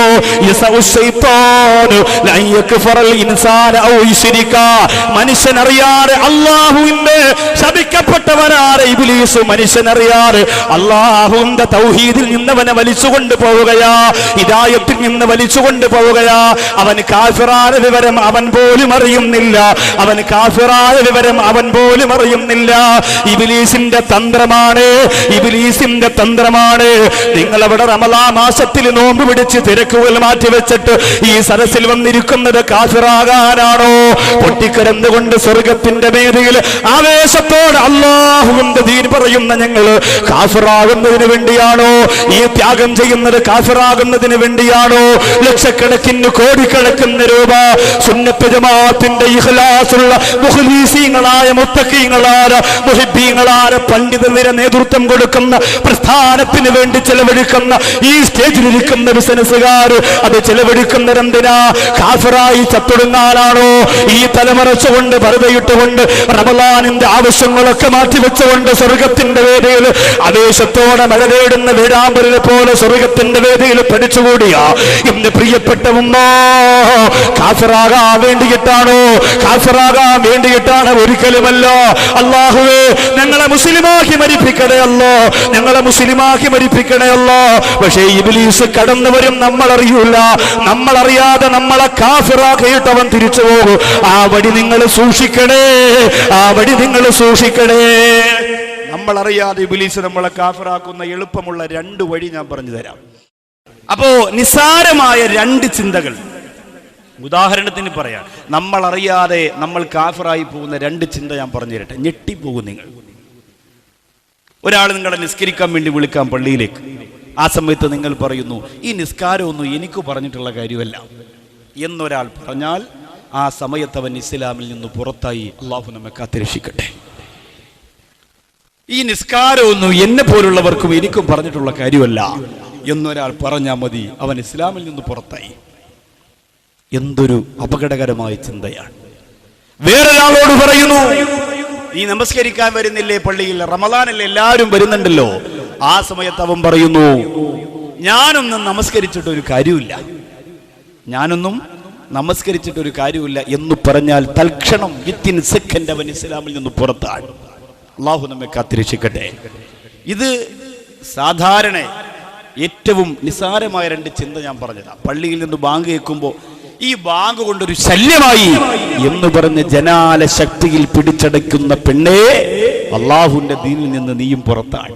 ഇത് ഇബ്ലീസ് ലഅനത്തുല്ലാഹി അലൈഹി തന്ത്രപരമായി നമ്മുടെ മനസ്സിൽ കൊണ്ടുവരുന്ന ചില ചിന്തകളാ. നമ്മളറിയാതെ നമ്മൾ നമ്മളെ കാഫിറാക്കുക. അപ്പൊ നമ്മുടെ മനസ്സിൽ എന്ത് നന്മയുണ്ടെങ്കിലും അള്ളാഹു സ്വീകരിക്കൂല. അവിടെ ഇബ്ലീസ് ഏറ്റവും പ്രധാനപ്പെട്ട പോയിന്റിൽ ഇബ്ലീസ് പിടിക്കും, നമ്മൾ തകർന്നു പോകും. 2, ശപിക്കപ്പെട്ട ഇബ്ലീസ് രണ്ടാമത് ചെയ്യുന്നത് എങ്ങനെയാ? ആദ്യം നമസ്കാരങ്ങളെ കുറിച്ചുള്ള തമാശകൾ പറഞ്ഞിട്ട് നമ്മുടെ മനസ്സിൽ ഇപ്പോൾ ഈ റമളാനൊക്കെ വരുമ്പോൾ ഫേസ്ബുക്കിലും യൂട്യൂബിലും ഒക്കെ പ്രിയപ്പെട്ട ചെറുപ്പക്കാർ എഴുതിയിടുന്ന കുറെ നമസ്കാരത്തെ കുറിച്ചുള്ള ഡയലോഗുകളുണ്ട്. ഇപ്പൊ ഈ വർഷത്തെ റമളാൻ മാസം തുടങ്ങിയപ്പോൾ ഒരു മുക്രി പള്ളിയുടെ ചുവരിൽ എഴുതി വെച്ചിരുന്നതായിട്ട് ഫേസ്ബുക്കിലും വാട്സപ്പിലും ഒക്കെ ഇട്ടു. ഇന്ന് വാട്സപ്പ് എന്നൊക്കെ പറഞ്ഞാൽ ചെറുപ്പക്കാർക്ക് ഭയങ്കര ഉപ്പായക്കാലും ഉമ്മായക്കാലും ഒക്കെ സ്നേഹമാണ്. വാപ്പ മരിച്ചതുപോലും അവരെ വാട്സപ്പിലൂടെ ഉമ്മ എഴുതി അറിയിച്ചെങ്കിലേ അറിയുള്ളൂ. കാരണം എപ്പോഴും അതിലേക്ക് നോക്കിയിരിക്കുക, ലോകവുമായി ഒരു ബന്ധമില്ല. അപ്പൊ ഒരു മുക്രി ഇങ്ങനെ ബോർഡ് എഴുതി വെച്ചിരിക്കുന്നു, റമളാൻ മാസം സ്പെഷ്യലായി പള്ളിയിലേക്ക് വരുന്നവരെ, പണ്ട് വന്നുകൊണ്ടിരിക്കുന്നവർ റാഗിങ് ചെയ്യാൻ പാടില്ല. അതിങ്ങനെ വ്യാപകമായി പ്രചരിച്ചു. കഴിഞ്ഞ വർഷം ഇതുപോലെ പള്ളിയുടെ ഒരു ചുവരിൽ എഴുതി വെച്ചതായി മൊബൈലിൽ ഫോട്ടോ വന്നു. റമളാൻ കഴിഞ്ഞാലും ഒരു അറിയിപ്പ്, റമളാൻ കഴിഞ്ഞാലും പള്ളിയിൽ സുബഹി നമസ്കാരം ഉണ്ടായിരിക്കുന്നതാണ്. അപ്പൊ ഇതുപോലെ നമസ്കാരവുമായി ബന്ധപ്പെട്ട് നിസാരമായ ചർച്ചകൾ വരുമ്പോ ഈ ചർച്ചയിൽ ഈമാൻ നഷ്ടപ്പെടുന്ന ചർച്ച കടന്നു വരാൻ പാടില്ല. ഇബ്ലീസ് ഒന്നാമത് ശ്രമിക്കുന്നത് അതിനാൽ. രണ്ടാമത് നമ്മുടെ മനസ്സിനെ നശിപ്പിക്കാൻ ശ്രമിക്കുന്നത് എങ്ങനെയാണ്?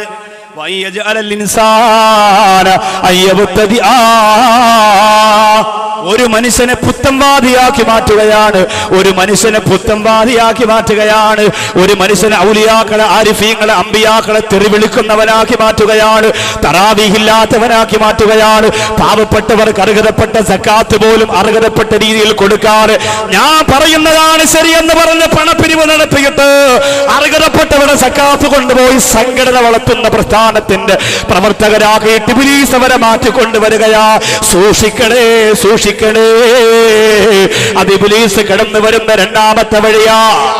എത്രയോ വിദ്യാഭ്യാസമുള്ളവർ, പണമുള്ളവർ, ഗൾഫുകാർ, കഷ്ടപ്പെടുന്നവർ, ഒരുപാട് പണം ചെലവഴിക്കുന്നവർ, പക്ഷേ അവർക്ക് ഇബ്ലീസാണ് മനസ്സിന് നേതൃത്വം കൊടുക്കുന്നത്. കാരണമെന്തേ?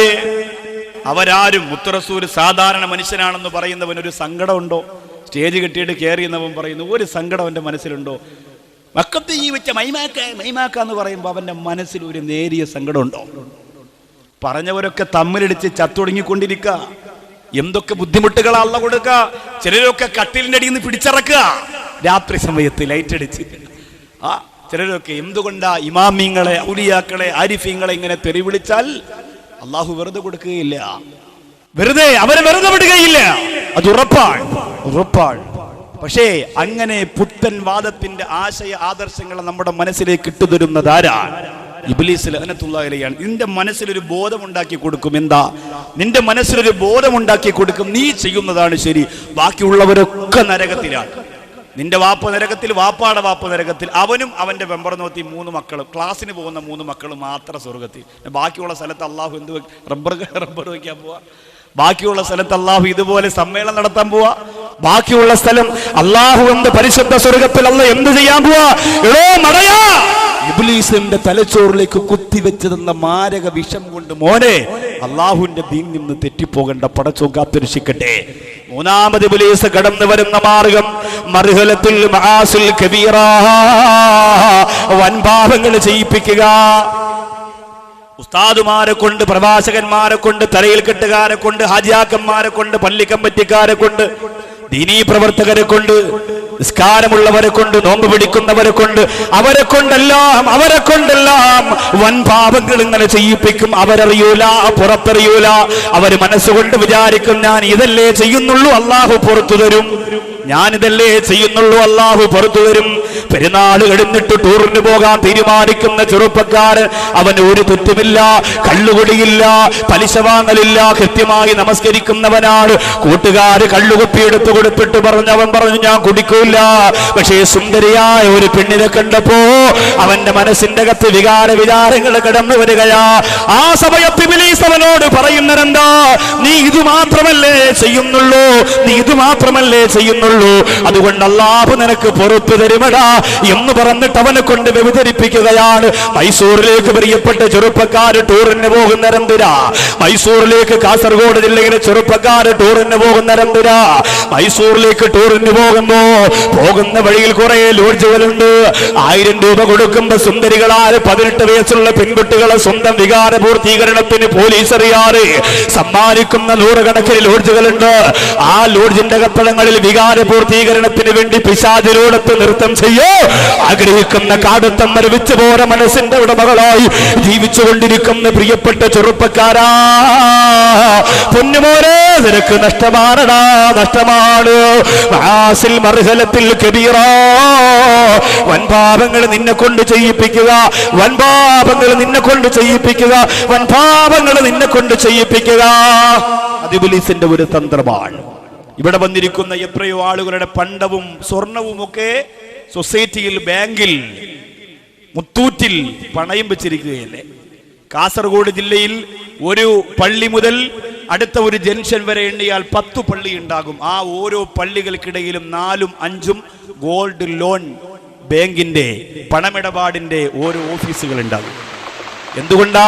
സഹോദരിമാർക്ക് പെട്ടെന്നൊരാവശ്യം വന്നാൽ ഒരു റിങ് അടിച്ചു കൊടുക്കുക, കുറച്ചുകൂടി ഒന്ന് ഫ്രണ്ടിൽ കിട്ടും, അല്പം കൂടി പറ്റുന്നിടത്തോളം മാത്രം, അല്ലാതെ വേണ്ട, പറ്റുന്നിടത്തോളം മാത്രം. കാരണം പുറത്ത് നിൽക്കുന്നവർ നനഞ്ഞിട്ടും നിൽക്കുന്നത് കാണുമ്പോൾ സങ്കടമാണ്. അപ്പോൾ അവർക്കൊന്ന് കടന്നിരിക്കാൻ പറ്റുമെങ്കിൽ അവരത്രയും ത്യാഗം ചെയ്യുമ്പോൾ നമ്മൾ അവരെ സ്നേഹിക്കണം. നമ്മുടെ സഹോദരങ്ങൾ നടുവിലെ വഴി നിങ്ങൾ മുറിച്ച് കളയരുത്, അതും ആവശ്യമുണ്ട്. അത് ഞാൻ നേരത്തെ പറഞ്ഞ കാര്യത്തിന് അതില്ലെങ്കിൽ നമുക്ക് കാര്യങ്ങളൊന്നും നടക്കൂല. എന്തായാലും ഇവിടെ വേറൊന്നും നടക്കൂല. ഈ ഒരൊറ്റ വഴിയേ ഉള്ളൂ ചെറിയൊരു ആശ്വാസം. ദയവ് ചെയ്ത് അത് നിങ്ങൾ മൂടിക്കളയരുത്. അല്ല, അത് വേണമല്ലോ, എല്ലാറ്റിനും ഒരു വഴി ആവശ്യമാണ്. അപ്പോൾ പുറകിൽ, സദസ്സിന് പുറകിൽ നിൽക്കുന്നവർ നനയുന്നവരുണ്ട്, അവർ നനഞ്ഞിട്ടും നിന്ന് കേൾക്കാൻ. റമദാനാണ്, ഇനിയുള്ള 3-4 ദിവസം വളരെ വേണ്ടപ്പെട്ട ദിവസം. അള്ളാഹു പൂർണ്ണമായും അമലുകൾ കൊണ്ട് അതിനെ അലങ്കരിക്കാൻ അള്ളാഹു തൗഫീക്ക് തരട്ടെ, അള്ളാഹു തൗഫീക്ക് തരട്ടെ, അള്ളാഹു തൗഫീക്ക് തരട്ടെ. അതുകൊണ്ട് അവർക്ക് എന്തെങ്കിലും ഈ നനഞ്ഞിട്ട് അസുഖങ്ങളൊക്കെ വന്നാൽ അവരുടെ അമലുകൾ മുടങ്ങും. അതുകൊണ്ട് നമ്മുടെ സഹോദരങ്ങളാണ്. നമ്മൾ നേരത്തെ വന്നതുകൊണ്ട് നമുക്ക് സീറ്റ് കിട്ടി, അവർ വൈകിയത് കൊണ്ട് അവർക്ക് സ്ഥലം കിട്ടിയില്ല എന്ന് പറഞ്ഞ് അവരെ നമുക്ക് അവഗണിക്കാൻ കഴിയില്ല. അവർ അൽഹംദുലില്ലാഹ് ഇതിൻ്റെ അകത്തേക്ക് കടന്നിരിക്കാനുള്ള സൗകര്യം ഒരുക്കി കൊടുക്കണമെന്ന് ഞാൻ ഓർമ്മപ്പെടുത്തുകയാണ്. പരമാവധി ഇവിടെ ചെയ്യാൻ പറ്റുന്ന സൗകര്യം ഇവിടുത്തെ പ്രവർത്തകർ ചെയ്തിട്ടുണ്ട്. കുറച്ചുകൂടി ഒരു വിശാലത ഞാൻ ആഗ്രഹിച്ചിരുന്നു. എന്തായാലും ഇൻഷാ അല്ലാഹ് ആ കെട്ടിടത്തിൻ്റെ ഭാഗത്തൊക്കെ നിൽക്കുന്നവർ വളരെ ശ്രദ്ധയോടുകൂടി നിൽക്കുക. ഇൻഷാ അല്ലാഹ് നിങ്ങൾ ഈ ചെയ്യുന്ന ത്യാഗം റമദാനിലെ ഏറ്റവും വലിയ അമലായി അള്ളാഹു കബൂൽ ചെയ്യുമാറാകട്ടെ. നനഞ്ഞുകൊണ്ടും കഷ്ടപ്പെട്ടുകൊണ്ടും കാലുവേദനിച്ചിട്ടും പരിശുദ്ധ റമദാനെ തറാവീഹിൽ നിന്ന് തളർന്നുപോയ നിങ്ങൾ തളരാതെ ആവേശത്തോടുകൂടി നിൽക്കുന്നത്, ഇന്ന് ഇതിൻ്റെ സമാപനം ഒരു വിലപ്പെട്ട ദുആ നിങ്ങൾക്ക് പറഞ്ഞു തന്നിട്ട് അൽഹംദുലില്ലാഹ് ഒരു ദിക്ർ നിങ്ങൾക്ക് പറഞ്ഞു തന്നിട്ട് ദുആ ചെയ്യുന്നുണ്ട്. ആ ദിക്ർ ബഹുമാനപ്പെട്ട ഖിദർ നബി അലൈഹിസ്സലാം ഇല്യാസ് നബി അലൈഹി സ്വലാത്തു വസ്സലാമിൻ്റെ തലയിൽ നിന്ന് ഹജ്ജ് കർമ്മം കഴിഞ്ഞിട്ട് മുടി വെട്ടി കൊടുക്കുമത്രേ. എന്തൊരു കൗതുകമാണ് അതൊക്കെ ഈ വിഷയത്തിൽ വരുന്നതാണ്. സമയം പോലെ പറയാം, വിഷയം പ്രവിശാലമാണ്. നിങ്ങൾ എത്രത്തോളം ഇരിക്കോ, എനിക്ക് എത്രത്തോളം അല്ല പറയാൻ ആരോഗ്യം തരും, അത്രത്തോളം പോവാം. അള്ളാഹു ജീവിപ്പിച്ച് തരട്ടെ. അപ്പോൾ ഖിദർ നബി അലൈഹി സ്വലാം ഇല്യാസ് നബിയുടെ രണ്ടുപേരും ഹജ്ജിന് വരുമത്ര എല്ലാ വർഷവും, ജീവിച്ചിരിക്കുന്നവരാണ് എന്നൊക്കെ പറയുന്നുണ്ട്.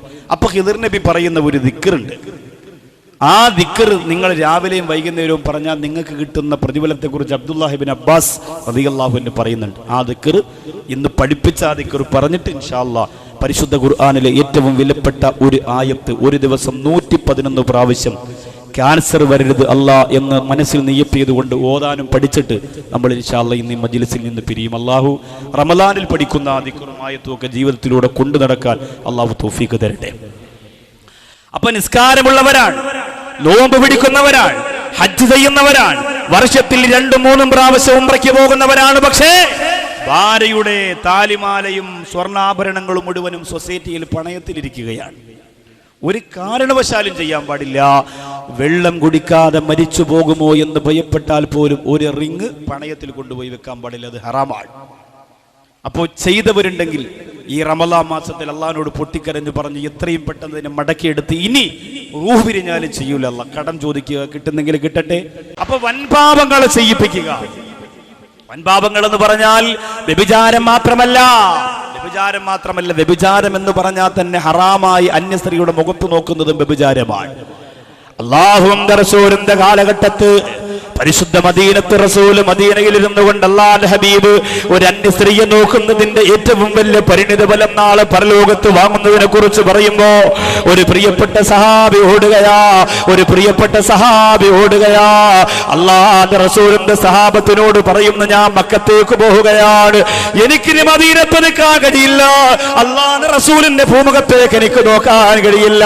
അവർ ചോദിച്ചു എന്തേ കാരണമെന്ന് ചോദിക്കുമ്പോ ആ സഹാബി പറയുന്നു, അൻസാരികളിൽപ്പെട്ട ഒരു സ്ത്രീയുടെ മുഖത്തേക്ക് ഞാൻ ഇന്നലെ അറിയാതെ നോക്കിപ്പോയി, അൻസാരികളിൽപ്പെട്ട ഒരു സ്ത്രീയുടെ മുഖത്തേക്ക് ഞാൻ അറിയാതെ നോക്കിപ്പോയി, അതുകൊണ്ട് അല്ലാഹുവിന്റെ റസൂലിന്റെ മുഖത്തേക്ക് ആ കണ്ണുകൊണ്ട് ഇനി എനിക്ക് നോക്കാൻ കഴിയില്ല, ഞാൻ തെറ്റ് ചെയ്തു പോയല്ലോ, ഞാൻ തെറ്റ് ചെയ്തു പോയല്ലോ, അതുകൊണ്ട് ഞാൻ ഓടുകയാണെന്ന് പറഞ്ഞ് മദീനത്തിൽ നിന്ന് മക്കത്തേക്ക് ഓടുകയാണ്.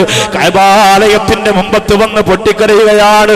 എന്റെ പ്രിയമുള്ളവരെ, വൻപാപങ്ങളെ പൂർണ്ണമായും ഒഴിവാക്കുക, വൻപാപങ്ങളെ പൂർണ്ണമായും വർജിക്കുക.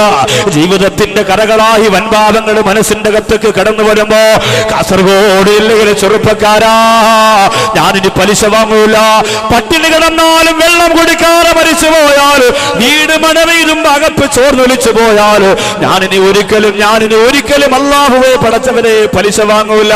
നിങ്ങൾക്കറിയോ, കാസർഗോഡ് ജില്ലക്കടുത്ത് ഒരു പ്രിയപ്പെട്ട പെങ്ങള് മരണത്തോടെ മല്ലടിച്ചുകൊണ്ട് ആത്മഹത്യ ചെയ്യാൻ വേണ്ടി ശ്രമിക്കുകയാണ്.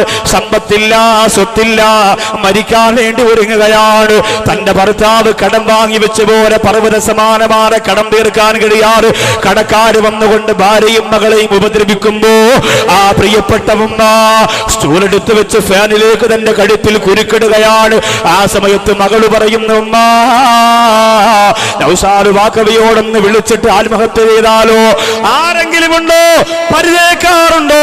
പരിചയക്കാരുണ്ടോ? ബിസിനസ്സുകാരുണ്ടോ? ഉസ്താദിന്റെ പരിചയത്തിൽ ആരെങ്കിലും സമ്പന്നരുണ്ടോ? നമ്മുടെ കടമൊന്ന് തീർത്തു തരാ. അവരെങ്ങനെ ആരെടുത്തോ ചോദിച്ചിട്ടുണ്ട് വീട്ടിലേക്ക് വരികയാണ്. പാവപ്പെട്ട എന്റെ ഭാര്യ, ഏത് പാവപ്പെട്ടവര് വന്നാലും സൽക്കരിക്കുന്ന ഭാര്യ, കള്ളവും കപടയും തിരിച്ചറിയാറ്, അടുക്കളയിൽ കൈതീരിറ്റ് ഭക്ഷണം കൊടുത്ത് സ്നേഹം കൊടുക്കുമ്പോ സങ്കടത്തോടെ എന്നെ വിളിച്ചു പറയുന്നു, നിങ്ങളെ കാണാൻ ഒരാൾ വീട്ടിൽ വന്നിരിക്കുകയാ.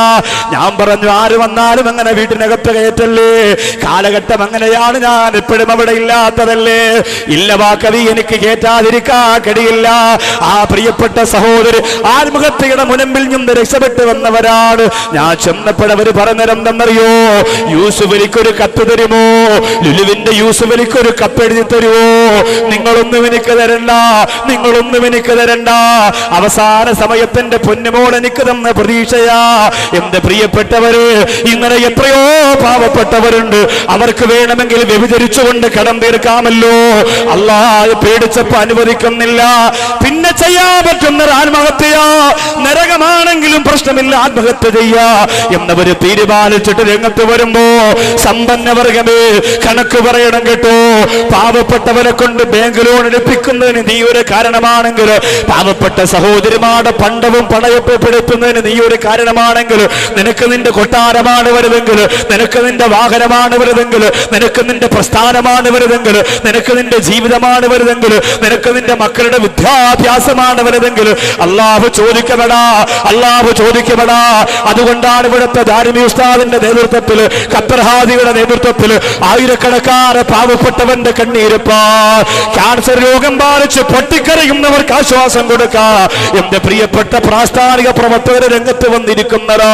മടങ്ങി വരികയാ. ഇബ്ലീസ് കടന്നു വരുന്ന നാലാമത്തെ വടിയേരെന്നറിയോ?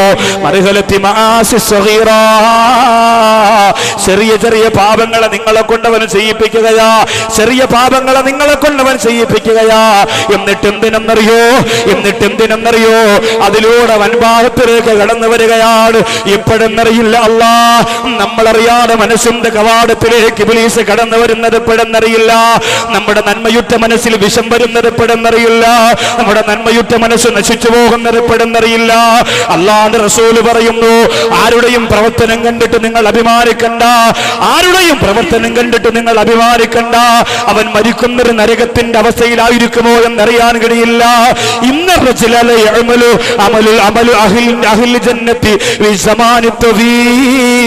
ദീർഘകാലം സ്വർഗത്തിൽ പോകുന്ന അമലൊരാൾ ചെയ്യുകയാ. തലമറയ്ക്കുകയാ, പർദ്ദയിടുകയാ, മത്തയിടുകയാ, തസ്ബീഹ് നമസ്കരിക്കുകയാ, തറാവീഹ് നമസ്കരിക്കുകയാ, തഹജ്ജുദ് നമസ്കരിക്കുകയാ. കാസർഗോഡ് ജില്ലയിലാ പെണ്ണിനെ കാണുന്നവരൊക്കെ പറയുന്ന അവള് സ്വർഗത്തിലാ, അവള് സ്വർഗത്തിലാ, അവള് സ്വർഗത്തിലാ. കാസർഗോഡ് ജില്ലയിലെ എത്രയോ ചെറുപ്പക്കാരുണ്ട് നിസ്കാരപ്പെടമ്പുള്ളവര്, മുണ്ടിന് മുട്ടിന് താട്, അതേ നിര്യാണിക്ക് താട് വസ്ത്രം വലിച്ചടയ്ക്കാത്തവര്, ഹറാമാണ് ഭക്ഷണം കഴിക്കാത്തവര്, പലിശ കൊടുക്കാത്തവര്, വല്ലാത്ത ത്യാഗത്തോട് ആവേശത്തോടു കൂടി ജീവിക്കുന്ന എത്രയോ എത്രയോ ചെറുപ്പക്കാര് കാസർഗോഡ് ജില്ലയിലുണ്ട്. പക്ഷേ എന്റെ പ്രിയപ്പെട്ട ചെറുപ്പക്കാരാ, അവസാനം മരിക്കുന്ന സമയത്ത് ചിലപ്പോ ഇബ്ലീസ് കടന്നു വന്നിട്ട് നിന്റെ മനസ്സിന്റെ നന്മയെ മുഴുവനും നശിപ്പിച്ചു കളഞ്ഞാലോ. ഒരിക്കലൊരു യുദ്ധത്തിന്റെ രണാകണത്തിൽ പ്രിയപ്പെട്ട സഹാബികൾ നോക്കുമ്പോ ആവേശത്തോടെ ഇസ്ലാമിന്റെ ശത്രുക്കളുടെ ശിരസറ്റ കബന്ധങ്ങളെ പറ്റി ഉരുട്ടിയിട്ട് ജിഹാദിന്റെ മുറവിളിയുമായിട്ട് തക്ബീർ വിളിച്ചുകൊണ്ട് ഒരു പ്രിയപ്പെട്ട സഹാബി കടന്നു ചെല്ലുകയാ. ഇസ്ലാമിന്റെ ശത്രുക്കളെ മുഴുവനും വെട്ടിയെറിയുകയാ. സഹാബികൾ പറഞ്ഞു, നബിയേ വഹുവ ഫിൽ ജന്ന, അയാള് സ്വർഗത്തിലാ, അയാള് സ്വർഗത്തിലാണ്, അയാള് സ്വർഗത്തിലാ. ആ സമയത്ത് അല്ലാഹുവിന്റെ റസൂൽ പറയുന്നു, വഹുവ മിനന്നാർ, അവൻ നരകത്തിലാണ്.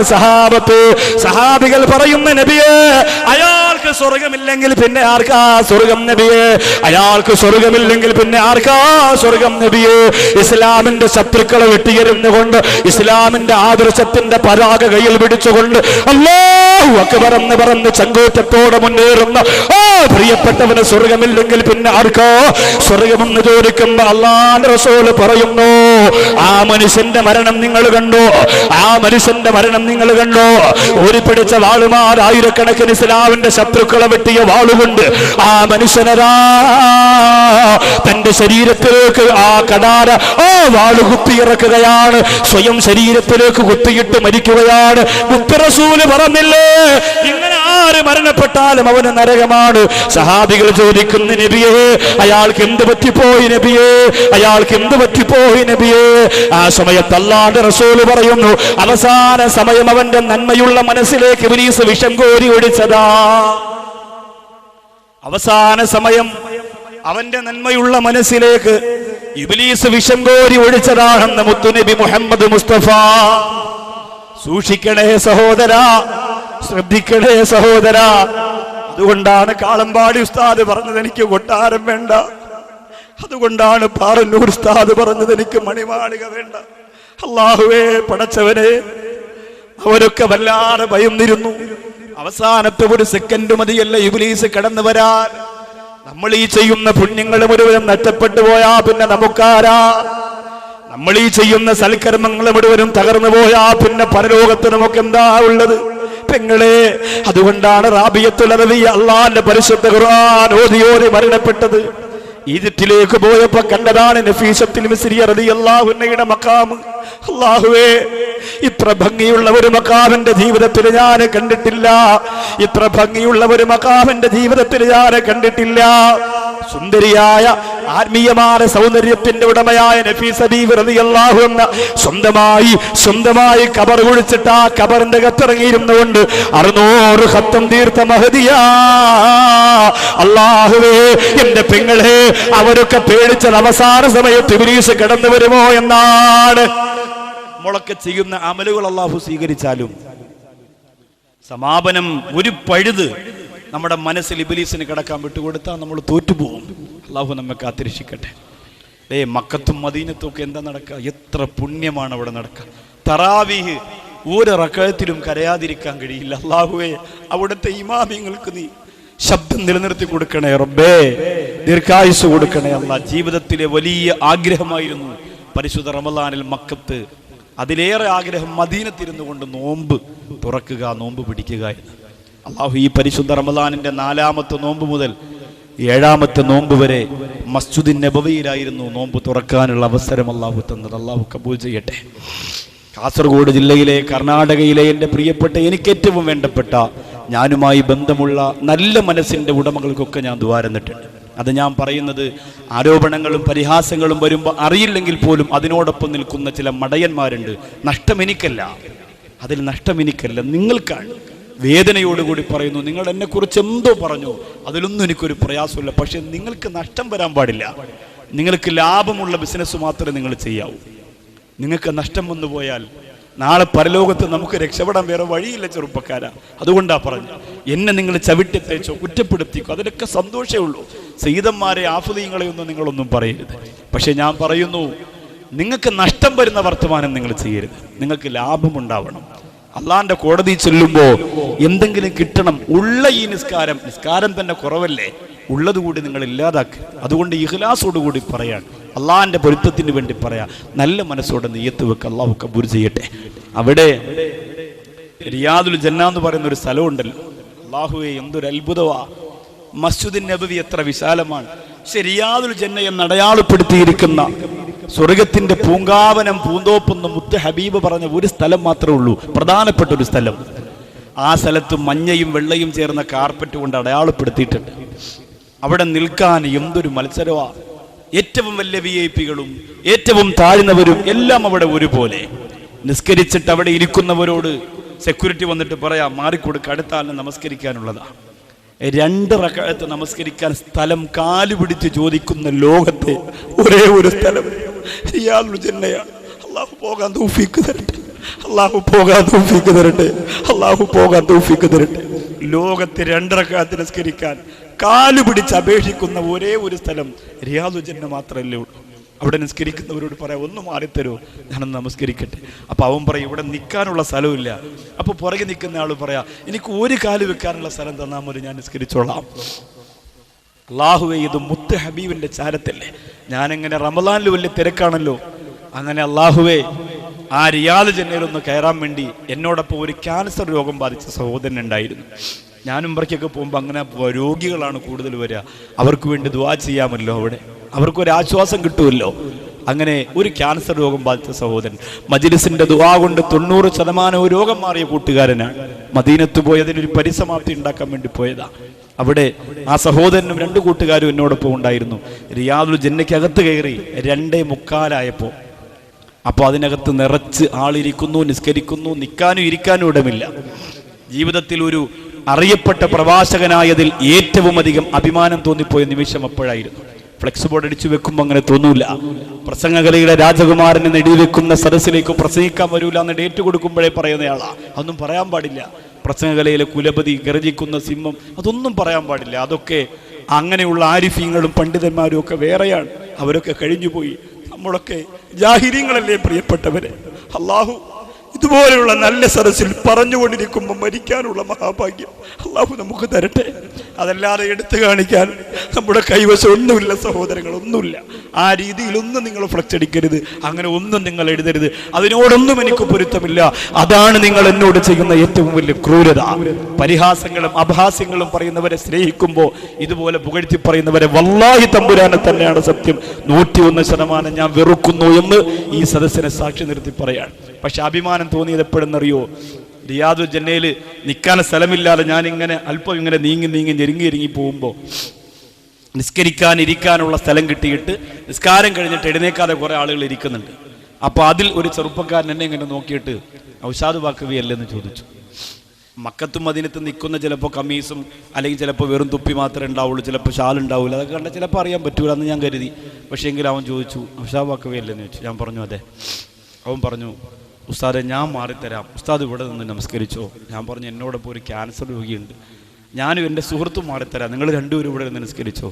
ഞാൻ പറഞ്ഞു, ലോകത്ത് ഇത്രയും വിലപ്പെട്ട സ്ഥലത്ത് നിന്ന് ഒരാൾക്ക് വേണ്ടി മാറിക്കൊടുക്കാന്ന് പറഞ്ഞാൽ അതൊരു വല്ലാത്ത സംഭവമാണ്. അവൻ പറഞ്ഞു, ഉസ്താദെ നിങ്ങളിരുന്ന് ദുആ ചെയ്ത എനിക്കും എല്ലാവർക്കും വേണ്ടി നിങ്ങൾ ദുആരക്കും. നിങ്ങളുടെ മജ്‌ലിസിൽ പാവപ്പെട്ടവർക്ക് വേണ്ടി സ്വതക്ക ചെയ്യുന്നവർക്ക് നിങ്ങൾ ദുആരക്കും.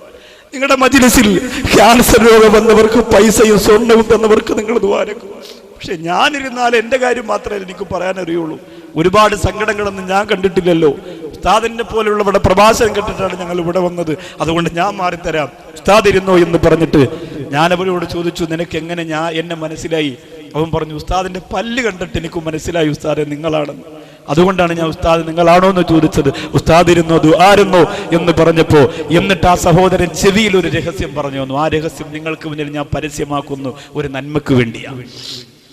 എന്താണെന്നറിയോ? അത് പരിശുദ്ധ റമളാനിൽ 2:30 മണി കഴിഞ്ഞ് റിയാദുൽ ജന്നയിൽ നമസ്കരിക്കാൻ വേണ്ടി നിങ്ങൾ പോയാൽ, ആദ്യം നമസ്കരിച്ച് പുറത്തിറക്കിയാൽ വീണ്ടും ഒന്നുകൂടി കയറി വരിക. അങ്ങനെ അവസാന സമയത്ത് അതിൻ്റെ അകത്തേക്ക് ഒരു 3 മണി അടുപ്പിച്ചാകുമ്പോൾ ഒരു പ്രാവശ്യം കയറ്റിയാൽ പിന്നെ എന്ത് ചെയ്യൂല? തറാവീഹ് നമസ്കാരം വരെ അവിടെ ഇരിക്കുന്നവരെ എഴുന്നേറ്റ് പോകാൻ സെക്യൂരിറ്റിക്കാർ പറയൂല. പിന്നെ തറാവീഹ് നമസ്കാരം വരെ ഏത് സ്ഥലമാ? 2 റക്അത്ത് നിസ്കരിക്കുന്ന സ്വർഗത്തിന്റെ സ്ഥലത്തെ കുറിച്ചാണ് പറയുന്നത്. 3 മണി മുതൽ തറാവീഹ് കഴിയുന്ന 11:30 മണി വരെ പിന്നെ അവിടെ ഇരുന്നാൽ ഒരു മഖ്ലൂക്കും അവിടെ എഴുന്നേറ്റ് പോകാൻ നിന്നോട് പറയില്ല. ഞങ്ങൾക്കത് അനുഭവം ഉള്ളതാണ് ഉസ്താദേ എന്ന് പറഞ്ഞു.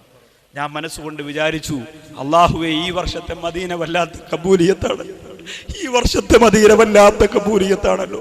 4 ദിവസവും ആരോഗ്യമായ സഹോദരനെയും പിടിച്ച് 2 മണിയാവുമ്പോൾ പൊരുവയിലത്തോടി മസ്ജിദുൻ നബവിക്കകത്ത് റിയാദുൽ ജന്നയിലേക്ക് ചെന്നിരിക്കാൻ വേണ്ടി മത്സരിക്കും. 4 ദിവസവും അതിൻ്റെ അകത്ത് സ്ഥലം കിട്ടി. അള്ളാന്റെ ഹബീബിന്റെ ചാരത്തിരുന്ന് നോമ്പ് തുറന്നു. അവിടെ ഇന്ന് വരെ പോയിട്ട് നമസ്കരിക്കാൻ അവസരം കിട്ടാത്ത സാധുക്കളുണ്ടെങ്കിൽ ഈ സദസ്സിലൊന്ന് കൈ ഉയർത്തുക. ഇന്ന് നിങ്ങൾക്ക് ആ ഭാഗ്യം കിട്ടാൻ പോവാൻ. ഈ സദസ്സ് അഭിമാനത്തോടെ കൈ ഉയർത്തുക. ഞാൻ പോയിട്ടില്ല ഉസ്താദേ, ഞാൻ പോയിട്ടില്ല. ആരാ ഉള്ളത്? ആരും? എല്ലാവരും പോയിട്ടുണ്ടോ? ഉയർത്ത് ദുആ ചെയ്യാൻ പോവാ. കൈ അങ്ങനെ വെച്ചിട്ട് ദുആ ചെയ്യാൻ പോവാ. മരിക്കുന്നതിന് മുമ്പ് അങ്ങനെ ഒരു ഭാഗ്യം കിട്ടിയില്ലെങ്കിൽ നമ്മൾ ആകെ നഷ്ടത്തിലാണ്. കൈ അങ്ങനെ തന്നെ വെച്ചോ. അള്ളാന്റെ മലക്കുകൾ എഴുതിയെടുക്കട്ടെ. അല്ലാഹുമ്മ സ്വല്ലി അലാ മുഹമ്മദ്, അല്ലാഹുമ്മ സ്വല്ലി അലൈഹി വസല്ലം. അല്ലാഹ്, പടച്ചവരെ, ഇവരെ ആ പുണ്യസ്ഥലത്ത് നമസ്കരിപ്പിക്കാതെ മരിപ്പിക്കല്ലേ അല്ലാ. അല്ലാഹുവേ, ഇവരെ ആ പുണ്യസ്ഥലത്ത് നമസ്കരിക്കാതെ മരിപ്പിക്കല്ലേ അല്ലാ. മുത്തായ റസൂലിന്റെ ചാരത്തിരുന്നു കൊണ്ട് നമസ്കരിക്കാനുള്ള മഹാഭാഗ്യം നീ അവർക്ക് കൊടുക്കണേ അല്ലാ. അതിനുള്ള സാമ്പത്തികം കൊടുക്കണേ അല്ലാ. അതിനുള്ള വഴികൾ തുറന്നു കൊടുക്കണേ അല്ലാ. അതിനുള്ള തടസ്സങ്ങൾ മാറ്റി കൊടുക്കണേ അല്ലാ. അൽഹംദുലില്ലാ, അല്ലാഹുവാണ് തരുന്നത്. നിങ്ങൾ പറയും, ഞാനിപ്പോൾ അവിടെ ബിസിനസ് തുടങ്ങിയോണ്ടാണ് എനിക്ക് ഇത്രയും കിട്ടിയത്, ഇവിടെയും കൂടി ഉണ്ടായിരുന്നെങ്കിൽ ഇത്രയും കിട്ടുമായിരുന്നു. അതൊന്നും ചിന്തിക്കണ്ട. അതിന് അള്ളാഹുവിനൊരു പ്രത്യേക റൂട്ടുണ്ട്. ഒരു പരീക്ഷണം പോലെ സമ്പത്ത് ഇങ്ങനെ കയറ്റിയും ഇറക്കിയും അള്ളാഹു കൊണ്ടുവരും. അവിടെ നിങ്ങളുടെ മനസ്സുപോലെയാണ് പിന്നെ അള്ളാഹു തരുന്നതും തരാതിരിക്കുന്നതും. അള്ളാഹു തൗഫീക്ക് തരട്ടെ. അപ്പൊ ഈ മേഖലയിലൊക്കെ പിശാചിന്റെ മനസ്സിലേക്ക് കടന്നു വന്ന് മനസ്സിനെ ചാഞ്ചാട്ടമുണ്ടാക്കും. ഇന്നമാ സുമ്മിയൽ ഖൽബു ലിതഖല്ലുബിഹി. ഹൃദയത്തിന് ഖൽബ് എന്ന് പേര് വെച്ചിരിക്കുന്നത് തന്നെ അത് ചാഞ്ചാടുന്നത് കൊണ്ടാണ്. അതിങ്ങനെ ചില സമയത്ത് നിസ്കരിക്കണമെന്ന് തോന്നും, ചില സമയത്ത് ഫുട്ബോൾ കളി കാണണമെന്ന് തോന്നും. ഒരു ചെറുപ്പക്കാരൻ കുറച്ച് ദിവസം മുമ്പ് ഫോണിലൂടെ കരഞ്ഞിട്ട് വിളിച്ചു പറയാം. ഞാൻ ചോദിച്ചു, എന്താ വാപ്പ മരിച്ചു? അല്ല ഉസ്താദേ, എൻ്റെ മെസ്സിക്ക് വേണ്ടി നിങ്ങൾ ദ്വാരക്കണോ? കായിക താരത്തെ കുറ്റം പറയാൻ ഞാനല്ല, ഞാനും നിങ്ങളൊക്കെ പോലെ തന്നെ കളി വിനോദങ്ങളൊക്കെ ഇഷ്ടപ്പെടുന്നയാളാണ്. പക്ഷെ അത് ആദർശത്തെ കളഞ്ഞുകൊണ്ടാവരുത്. തറാവീഹ് മുടക്കിയിട്ടും അള്ളാഹയെ കച്ചവടം ചെയ്തിട്ടും ആവരുത്. അള്ളാഹു നന്മ മനസ്സിൽ പ്രകാശിപ്പിച്ചു തരട്ടെ. അപ്പോൾ ഈ തഖല്ലുബി, ആ ഹൃദയം ഇങ്ങനെ മാറി മറയുന്നത് കൊണ്ടാണ് അതിന് ഹൃദയം എന്ന പേര് വെച്ചിരിക്കുക. കൽബെന്ന് പറഞ്ഞാൽ മറയുന്നത് എന്നാണ് അർത്ഥം. നമ്മുടെ ഹൃദയത്തിനിട്ടിരിക്കുന്ന പേര് കൽബ് എന്നാണ്. മാറി മാറി വരും. ചിലപ്പോൾ നിസ്കരിക്കാൻ തോന്നും, ചിലപ്പോൾ നിസ്കരിക്കാൻ തോന്നില്ല. ചിലപ്പോൾ ഹജ്ജിന് പോകാൻ തോന്നും, ചിലപ്പോൾ സിനിമയ്ക്ക് പോകാൻ തോന്നും.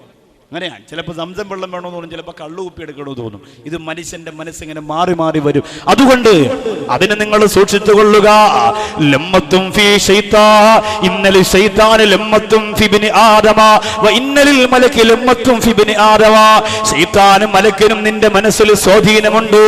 ശൈത്താന്റെ സ്വാധീനമാണ് വരുന്നതെങ്കിൽ അബ്ദുൽ കരീമിനെ മക്കൾ ചെയ്തതുപോലെ മക്കൾ ചെയ്യാൻ ഒരുങ്ങുന്നതാ. ശൈത്താനാണ് മനസ്സിനെ സ്വാധീനിക്കുന്നതെങ്കിൽ ദുഷ്ടത്തരങ്ങൾ കുഷ്ടത്തരങ്ങൾ മനസ്സിന്റെ അകത്ത് കടന്നു വരുമ്പോ അബ്ദുൽ കരീം എന്ന് പറയുന്ന വ്യവസായ പ്രമുഖനായ സഹോദരന്റെ കഴുത്തിൽ കത്തിവെച്ചതാരാ? ശത്രുക്കളല്ല, ബിസിനസ്സിലുള്ള അസൂയാലുക്കളല്ല. പിന്നെ ആരാ? പ്രിയപ്പെട്ടവര്, നിങ്ങൾ പത്രമാധ്യമങ്ങളിലൂടെ അറിഞ്ഞവരല്ലേ? അബ്ദുൽ കരീം എന്ന് പറയുന്ന പ്രിയപ്പെട്ട പിതാവിന്റെ കഴുത്തിൽ കത്തിവെച്ചത് ആ പ്രിയപ്പെട്ട സഹോദരന്റെ 2 മക്കളാ. ആ സഹോദരന്റെ 2 മക്കളാ. ഭക്ഷണം കൊടുത്ത, സ്നേഹം കൊടുത്ത, വളർച്ച വളർത്തിക്കൊണ്ടുവന്ന ആ പ്രിയപ്പെട്ട മക്കള് പ്രിയപ്പെട്ട ഉപ്പായെ കൊന്നൊടുക്കിയത് എന്തിനെന്നറിയോ? ഉപ്പ രണ്ടാമത് വിവാഹം കഴിച്ചപ്പോ ആ പ്രിയപ്പെട്ട ഭാര്യയിലൂടെ നമുക്ക് അവകാശപ്പെട്ട സ്വത്ത് നഷ്ടപ്പെട്ടു പോകുമോ എന്ന് പേടിച്ചിട്ട്, സ്വത്ത് നഷ്ടപ്പെട്ടു പോകുമോ എന്ന് പേടിച്ചിട്ട് ആ മക്കൾ തന്നെ വാപ്പാടെ കഴുത്തിൽ കത്തിവെച്ചില്ലേ? അത് ഇബ്ലീസ് മനസ്സിന്റെ കത്ത് കടന്നു വരുമ്പോഴാ കണ്ടില്ലേ ഫലസ്തീന്റെ അവസ്ഥ എന്തോ? ഗാസാ പെരുവിന്ന് ചുടുനിണമണഞ്ഞു കിടക്കുന്ന മണൽപ്പരപ്പിന്റെ അവസ്ഥ എന്താ? അല്ലാഹുവേ, ഞാൻ ഫലസ്തീനിൽ പോയിരുന്നതാ, മസ്ജിദുൽ അഖ്സയിൽ പോയിരുന്നതാ. എന്റെ പ്രിയപ്പെട്ട സഹോദരൻ അന്തുവള്ളങ്കോട് ഉൾപ്പെടെ എന്റെ മുമ്പിലിരിക്കുന്ന ആശിഖ് ഉൾപ്പെടെ ഒരുപാട് സഹോദരങ്ങൾ ഉണ്ടായിരുന്നു പോകാൻ. ആ ഫലസ്തീനിലേക്ക് ചെന്നപ്പോ വല്ലാത്ത അത്ഭുതം തോന്നിപ്പോയി. അല്ലാഹുവേ, മസ്ജിദുൽ അഖ്സയെ നീ മോചിപ്പിക്കണേ അല്ലാ, മസ്ജിദുൽ അഖ്സയെ നീ മോചിപ്പിക്കണേ അല്ലാ. പടച്ചവനെ, സൗദി അറേബ്യയിലെ പ്രിയപ്പെട്ട ഇമാമിങ്ങൾ 27 രാവിലെ നെഞ്ചുപൊട്ടി ദുആ ചെയ്യുന്നത് എന്തിനെന്നറിയോ? മരിക്കുന്നതിന് മുമ്പ് മസ്ജിദുൽ അഖ്സയിൽ 2 റകഅത്ത് നമസ്കരിക്കാൻ ഞങ്ങൾക്ക് ഭാഗ്യം തരണേ അല്ലാ. അവർക്ക് അവിടെ പോകാൻ കഴിയില്ല. സൗദി പൗരന്മാര് ഫലസ്തീനിന്റെ ബൗണ്ടറി കടക്കാൻ അവർ സമ്മതിക്കില്ല. ആ സെക്കൻഡിൽ അവർ വെടിവെച്ചു കൊല്ലാൻ തീരുമാനിച്ചിരിക്കുകയാണ്. അവിടെയാണ് പാവപ്പെട്ട ഞങ്ങൾ പോയത്, അവിടെയാണ് പാവപ്പെട്ട ഞങ്ങൾ പോയത്. അല്ലാഹുവേ, ഫലസ്തീനിന്റെ തിരുവോരത്ത് അവിടുത്തെ കണ്ണീര് കാണാൻ വേണ്ടി നടക്കുമ്പോ ആപ്പിള് പോലിരിക്കുന്ന റോസാ പുഷ്പം പോലിരിക്കുന്ന ഫലസ്തീന്റെ മക്കളെ കണ്ടു, ചോര തുളുമ്പി നിൽക്കുന്ന കുഞ്ഞു മക്കളെ കണ്ടു.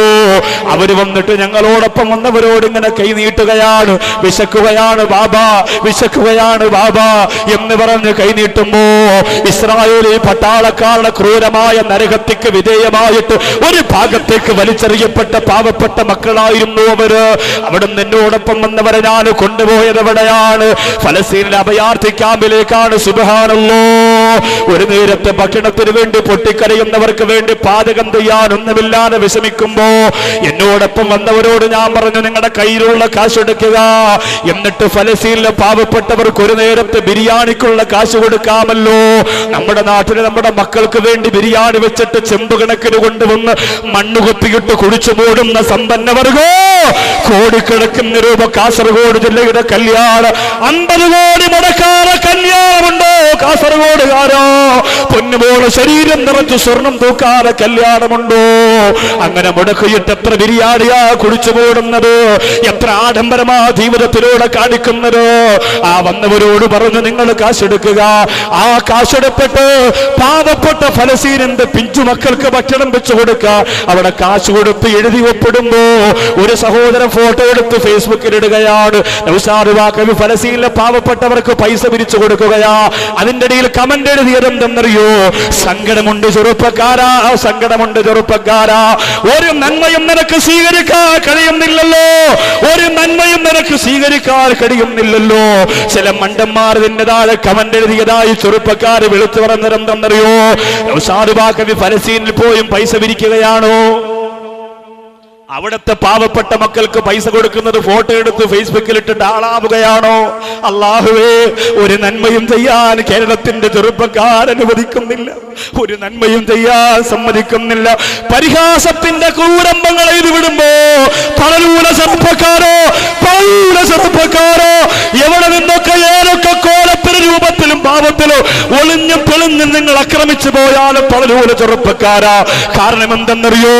എന്റെ മനസ്സിന്റെ കത്ത് കുടികൊള്ളുന്നത് കണ്ണിയത്ത് ഉസ്താദാ, എന്റെ മനസ്സിന്റെ കത്ത് നിറഞ്ഞു നിൽക്കുന്നത് കാളമ്പാടി ഉസ്താദാ, എനിക്ക് നേതൃത്വം തരുന്നത് പാണക്കാട് തങ്ങന്മാരാ, എന്നെ സ്നേഹിക്കുന്നത് പാറന്നൂർ ഉസ്താദിനെ പോലുള്ള ഗുരുവര്യന്മാരാ. അതുകൊണ്ട് ഏതൊക്കെ സോഷ്യൽ മീഡിയ ഉപയോഗിച്ചുകൊണ്ട് ഏറ്റവും വലിയ നരകത്തേക്ക് വേണ്ടി നിങ്ങൾ ഒരുങ്ങി വന്നാലും എന്റെ ചെറുപ്പക്കാരാ, നൗഷാദ് വാക്കവി തളരുമെന്ന് നീ മോഹിക്കണ്ട പൊന്നുമോന്. ഞാൻ പറഞ്ഞു വരുന്നത് ഫലസ്തീന്റെ രംഗമാണ്. സുബ്ഹാനല്ലാഹ്. പത്രത്തിലൂടെ കണ്ടില്ലേ 2.5 വയസ്സുള്ള മൗറൂഫ, 2.5 വയസ്സുള്ള മൗറൂഫ, 2.5 വയസ്സുള്ള മൗറൂഫ എന്ന പൊന്നുമോള് അല്ലാഹുവേ കയ്യിലെടുത്ത് ഇങ്ങനെ വെച്ചിരിക്കുകയാണ്. കൈ വെട്ടിയെരുന്നതിങ്ങനെ തൂങ്ങിക്കിടക്കുകയാണ്, കാല് വെട്ടിയെരുന്നതിങ്ങനെ തൂങ്ങിക്കിടക്കുകയാണ്.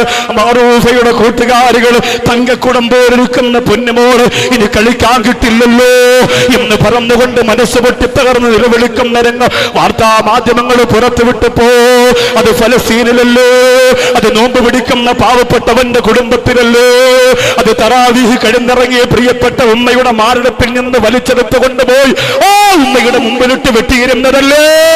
പാൽക്കുപ്പി വാക്യകത്തിരിക്കേണ്ട പ്രായത്തില് തോക്കിന്റെ തുമ്പറക്കി വെച്ചിട്ട് വെടിയുതിർത്തിട്ട് അല്ലാഹുവേ 2.5 വയസ്സുള്ള ഫാത്തിമമാരുടെ ആമിനമാരുടെ പലശീതമണ്ഡല് പൊട്ടിച്ചു തരുമ്പോ കാരുണ്യവാനാന പടച്ചവരെ ഞങ്ങൾക്ക് വേറെ ശക്തിയില്ല അല്ലോ, പാവപ്പെട്ട നമുക്കൊന്നും ചെയ്യാൻ കഴിയില്ല അല്ലോ. ഈ രാത്രി ഈ പകൽ സമയത്ത് മനോഹരമായ കാസർഗോഡിന്റെ തീരത്ത് തടിച്ചുകൂടിയ പാവപ്പെട്ടവരുടെ ദുആക്ക് നീ ഉത്തരം തരണേ അല്ലോ. ഇസ്രായേലിനെ തകർക്കണേ അല്ലോ, അവരായുധങ്ങളെ നശിപ്പിക്കണേ അല്ലോ. പാവപ്പെട്ട പിഞ്ചുമക്കളെ ചുട്ടുകരിക്കുന്ന അവരുടെ തന്ത്രങ്ങളെ പൊളിക്കണേ അല്ലോ, അവരുടെ തന്ത്രങ്ങളെ പൊളിക്കണേ അല്ലോ. ഫലസ്തീനിലെ ശക്തിക്ക് നീ ശക്തി കൊടുക്കണേ അല്ലോ, മനസ്സിന് ശക്തി കൊടുക്കണേ അല്ലോ.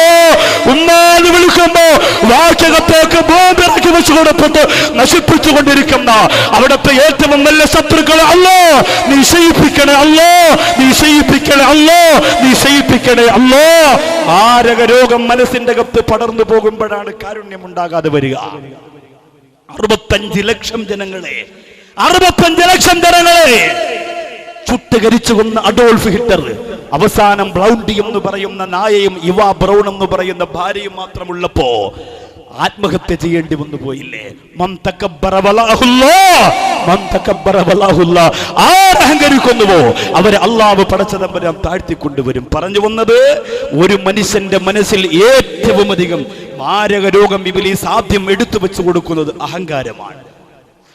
അവന്റെ നന്മയുട്ട മനസ്സിനെ നശിപ്പിക്കാൻ ഇബ്ലീസ് ആദ്യം നഫ്സമ്മാറയിലൂടെ ശ്രമിക്കുന്നത് അഹങ്കാരമാണ്. ആ ശരീരത്തിന്റെ സ്വഭാവങ്ങൾ മുഴുവനും വൃത്തികെട്ടതാ.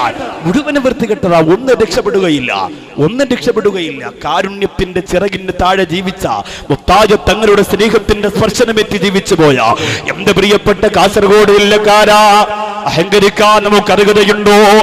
അഹങ്കരിക്കാൻ നമുക്ക് യോഗ്യതയുണ്ടോ? നമ്മൾ അല്ലാഹുവിന്റെ റസൂൽ പറഞ്ഞത് കേട്ടില്ലേ? അല്ലാഹു പറഞ്ഞു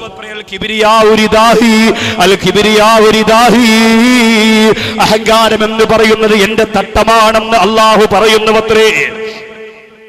അഹങ്കാരം എന്ന് പറയുന്നത് എന്റെ തട്ടമാണ്. അതാരെങ്കിലും എടുത്താൽ അവനെ ഞാൻ നരകത്തിലേക്ക് മൂക്കുകൊത്ത് വലിച്ചെറിയപ്പെടുമെന്ന് അല്ലാഹു പറയുമ്പോ ലോകത്ത് അഹങ്കരിക്കാൻ എന്തെങ്കിലും യോഗ്യത നമുക്കുണ്ടോ?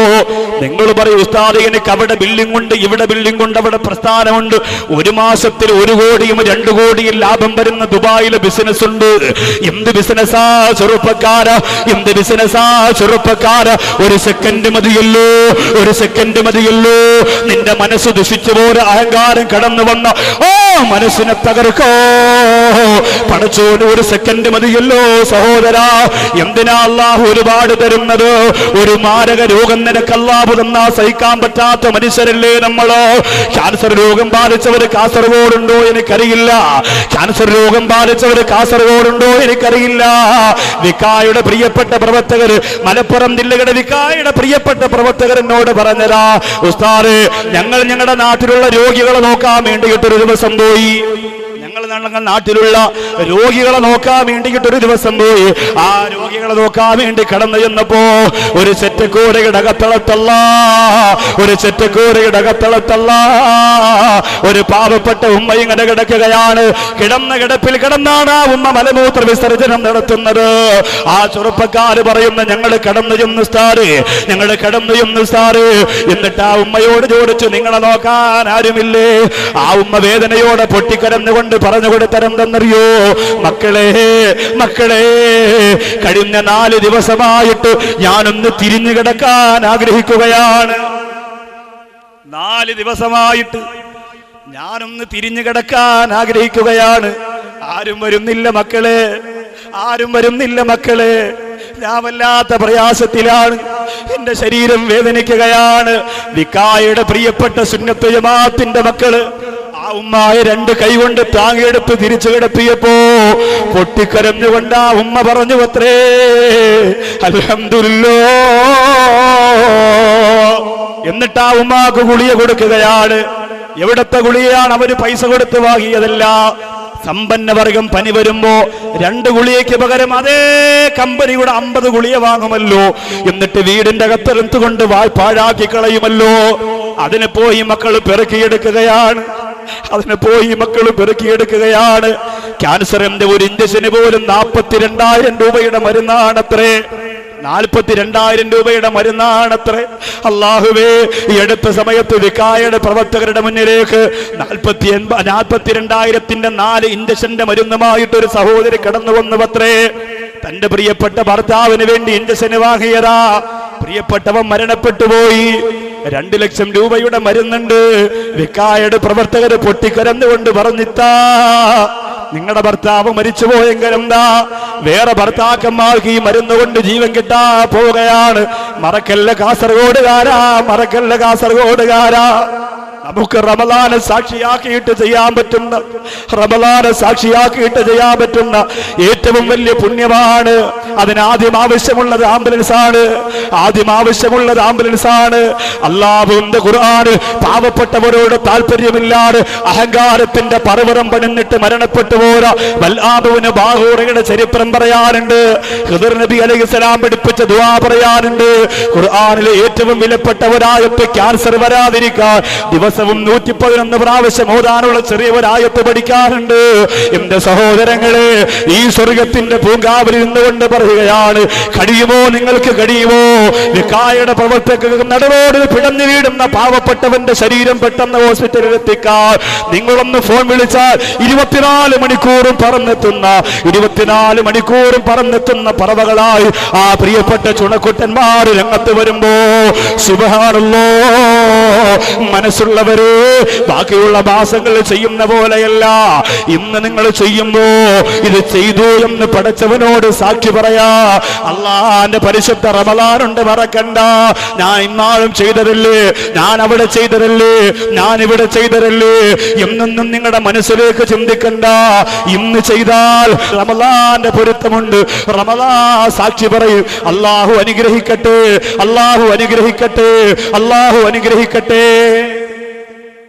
ഇസ്ലാമിക ചരിത്രത്തിൽ 60,000 ശിഷ്യഗണങ്ങൾ ഉണ്ടായിരുന്ന മഹാൻ അള്ളാഹുവിന്റെ അർശിലേക്ക് നോക്കിയിട്ട് ദുനിയാവിലുള്ള തന്റെ പ്രിയപ്പെട്ട ശിഷ്യന്മാരോട് സംസാരിച്ചിരുന്ന മഹാൻ. അള്ളാഹുവിന്റെ പരിശുദ്ധ ഖുർആൻ ആ ബഹുമാനപ്പെട്ടവരെ കുറിച്ച് പറഞ്ഞത് വത്ലു അലൈഹിം നബഅല്ലദീ അതൈനാഹു ആയാതിനാ വൻസലഖ മിൻഹാ ഫഅത്ബഅഹു ശൈത്താനു വകാന മിനൽ ഗാഫീൻ. ബൽആബിന് ബാഗൂറ എന്ന പേരുള്ള മൂസാ നബി അലൈഹിസ്സലാത്തു വസ്സലാമിന്റെ കാലഘട്ടത്തിൽ ജീവിച്ചിരുന്ന മൂസാ നബി മുഖാന്തരം ഇൽമ ഒരുപാട് പഠിച്ചുപോയ വകാന മുജാബത്ത് ദഅവാ ദുആഇന് ഇജാബത്തുള്ള മഹാനാരി വളർന്നു വന്നിരുന്നയാളാ. കൻആനീൻ എന്ന് പറയുന്ന ഗ്രാമപ്രദേശത്തുകാര് വന്ന് ബഹുമാനപ്പെട്ടവരോട് പറഞ്ഞു, നിങ്ങൾ മൂസാ നബിക്കെതിരെ ഒന്ന് ദുആ ചെയ്യുമോ? നിങ്ങൾ ആ ദുആ മൂസാ നബിക്കെതിരെ നിങ്ങൾ നടത്തിയാൽ നമ്മുടെ രാജ്യം രക്ഷപ്പെടുമെന്ന് പറഞ്ഞപ്പോൾ അദ്ദേഹം പറഞ്ഞു, ഒരിക്കലുമില്ല. ഞാൻ ഈ ഭൂമിയിൽ നിന്ന് ഏറ്റവും വലിയ അറിവുള്ളയാളാ. ഞാൻ മൂസാ നബിക്കെതിരെ ദ്വാരക്കാൻ പാടില്ലാത്തതാണ്. പക്ഷെ ആ ഗ്രാമക്കാര് പിടിപെട്ടില്ല. ബൽആബിന് ബാഹൂറയുടെ ഭവനത്തിന്റെ അകത്ത് വന്ന് പ്രിയപ്പെട്ട ഭാര്യക്ക് ആഭരണങ്ങൾ കൊടുക്കുകയാ. ശരീരത്തിൽ കൈകാലുകൾ അണിയാൻ ആഭരണങ്ങൾ കൊടുത്തിട്ട് ആ പെണ്ണിനോട് പറയുന്നു, നിന്റെ ഭർത്താവിനെ കൊണ്ട് സമ്മതിപ്പിക്കുക, നിന്റെ ഭർത്താവിനെ കൊണ്ട് മൂസാ നബിക്കെതിരെ ദ്വാരക്കാൻ സമ്മതിപ്പിക്കുക. ഒരു പെണ്ണിലൂടെ ബൽആബിന് ബാഹൂറ എന്ന് പറയുന്ന ഏറ്റവും വലിയ പാണ്ഡിത്യത്തിന്റെ നീരുറവ അല്ലാഹു ഒഴുക്കി കൊടുത്ത ആ മഹാനുഭാവന്റെ മനസ്സിലേക്ക് സുബ്ഹാനല്ലാഹ്, ഓ മഹാനുഭാവന്റെ മനസ്സിന്റെ കത്തളത്തിലേക്ക് ശൈത്താൻ കടന്നു വരികയാ.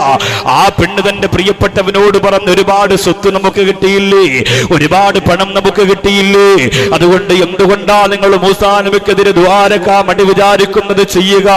ആ സമയത്ത് ഇബ്ലീസ് വന്ന് ബൽആബിന് ബാഹൂറയുടെ മനസ്സിൽ ഇങ്ങനെ കൊട്ടുകയാ, അല്ലാഹു അമിശൈത്താൻ ദുനിയാ അവിൽ ആഖിറ അൽമാലു അവിൽ മൂസാ. ആരെയാ തിരഞ്ഞെടുക്കേണ്ടത്? ദുനിയാവ് വേണോ, ആഖിറം വേണോ, സ്വത്ത് വേണോ, മൂസാ നബി വേണോ, അല്ലാഹു വേണോ, പദവി വേണോ? ഏത് വേണമെങ്കിലും തിരഞ്ഞെടുത്തോ. അവസാനം ബൽആബിന് ബാഹൂറ മൂസാ നബി അലൈഹിസ്സലാമിനെതിരെ ദുആ ചെയ്തെന്ന് ചരിത്രം പറയുകയാ. വാനോളം പുകഴ്ത്തി പറയാൻ വിധിക്കപ്പെട്ട മഹാനുഭാവന് അവസാനം അല്ലാഹുവിന്റെ ഖുർആൻ പറഞ്ഞത് എങ്ങനെയെന്നറിയോ?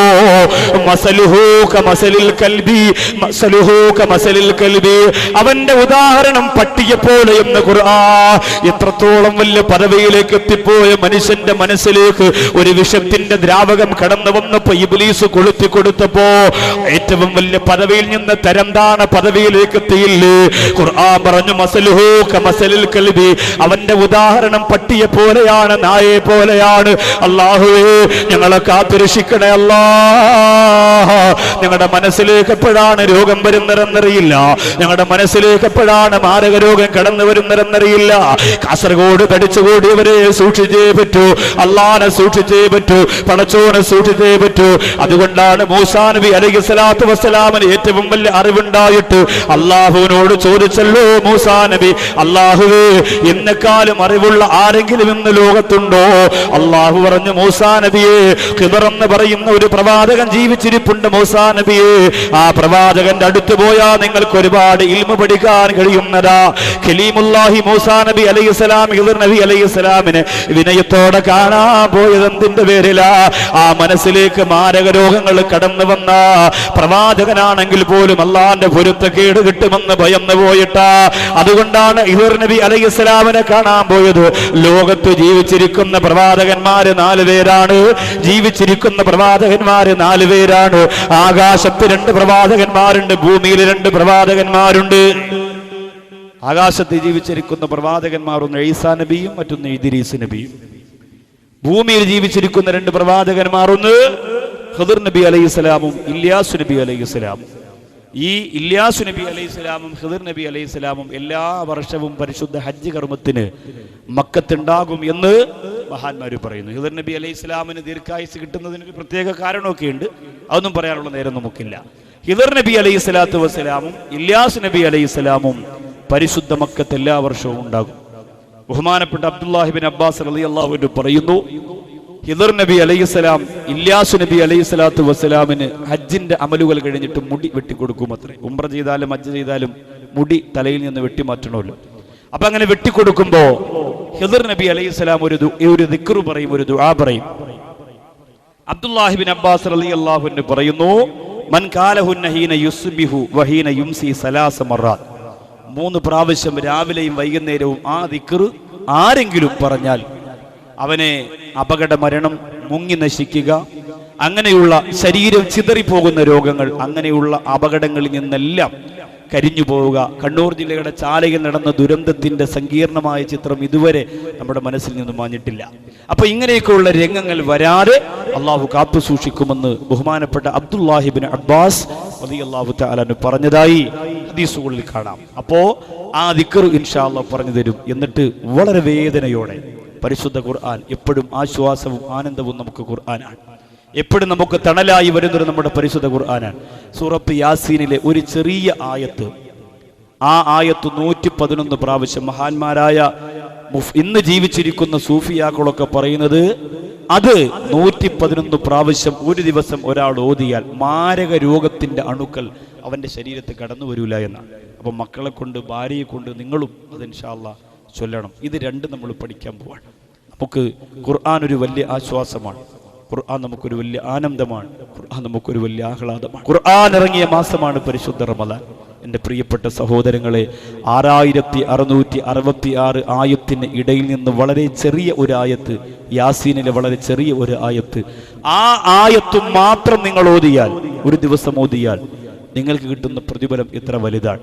പരിശുദ്ധ റമദാൻ ഖുർആൻ ഇറങ്ങിയ മാസം അത്രയും ഓതാൻ പറ്റിയല്ലോ.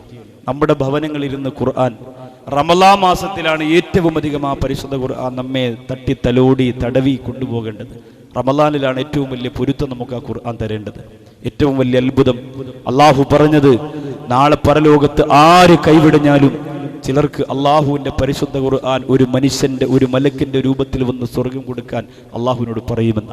പരിശുദ്ധ റമദാൻ വിട പറയാൻ പോകുന്ന സമയം, ഖുർആൻ ഇറങ്ങിയ മാസത്തിൽ ആ ഖുർആന്റെ ശാപം കിട്ടാതിരിക്കാൻ, ആ ഖുർആന്റെ ശാപം കിട്ടാതിരിക്കാൻ മനസ്സൊരുകിയിട്ട് നല്ല മനസ്സോട് കൂടിയിട്ട് ഇൻഷാ അല്ലാഹ്, ഉസ്താദേ എനിക്ക് ഓതാൻ അറിയില്ല, ഇല്ലെങ്കിൽ എനിക്ക് ഓതാൻ അറിയാം, 10ഉം 15ഉം ഖത്തുമൊന്നും എനിക്ക് തീർക്കാൻ പറ്റിയിട്ടില്ല, എൻ്റെ മക്കൾ ഹാഫിളീങ്ങളാകാൻ പരിശ്രമിച്ചു പക്ഷെ നടന്നില്ല, എൻ്റെ കുടുംബം ഹാഫിളീങ്ങളാകാൻ പരിശ്രമിച്ചു നടന്നില്ല, അതുകൊണ്ട് എൻ്റെ പ്രിയപ്പെട്ട ഉസ്താദേ, എൻ്റെ കുടുംബം ഖുർആനിന് എതിരായി നാളെ പരലോകത്ത് വരാതിരിക്കാൻ, ഞാനും എൻ്റെ കുടുംബവും ഖുർആനെതിരായി പരലോകത്ത് വരാതിരിക്കാൻ, എൻ്റെ മക്കൾ ഹാഫിളാകാൻ വേണ്ടി നിങ്ങൾ ദുആ അരക്കണം. ചെറിയ മക്കളാണ്. ആ പ്രിയപ്പെട്ട മക്കളൊക്കെ ഇപ്പോഴേ ഖുർആൻ പഠിപ്പിക്കുന്നതിന് വേണ്ടി മദ്രസയിലാക്കിയിട്ട് അവരോതുമ്പോൾ കണ്ണ് നിറഞ്ഞു പോകലുണ്ട്. ഒറ്റയ്ക്ക് കബറിൻ്റെ അകത്ത് കിടക്കുമ്പോൾ പാമ്പും തേളും വിശലിത്തങ്ങളും അല്ലാതെ ഒന്നുമില്ലാത്ത അവിടെ അള്ളാഹുവെ മരിച്ചു ചൊല്ലുമ്പോഴാണ് ഇതിൻ്റെയൊക്കെ പുണ്യവും പ്രതിഫലവും നമ്മൾ അറിയുക. ഇപ്പോൾ നമ്മുടെ മനസ്സിൽ ഇതിൻ്റെ ഗൗരവം എത്തുകയില്ല. അള്ളാഹുവിനെ സാക്ഷി നിർത്തി പടച്ച റബ്ബിനെ സാക്ഷി നിർത്തി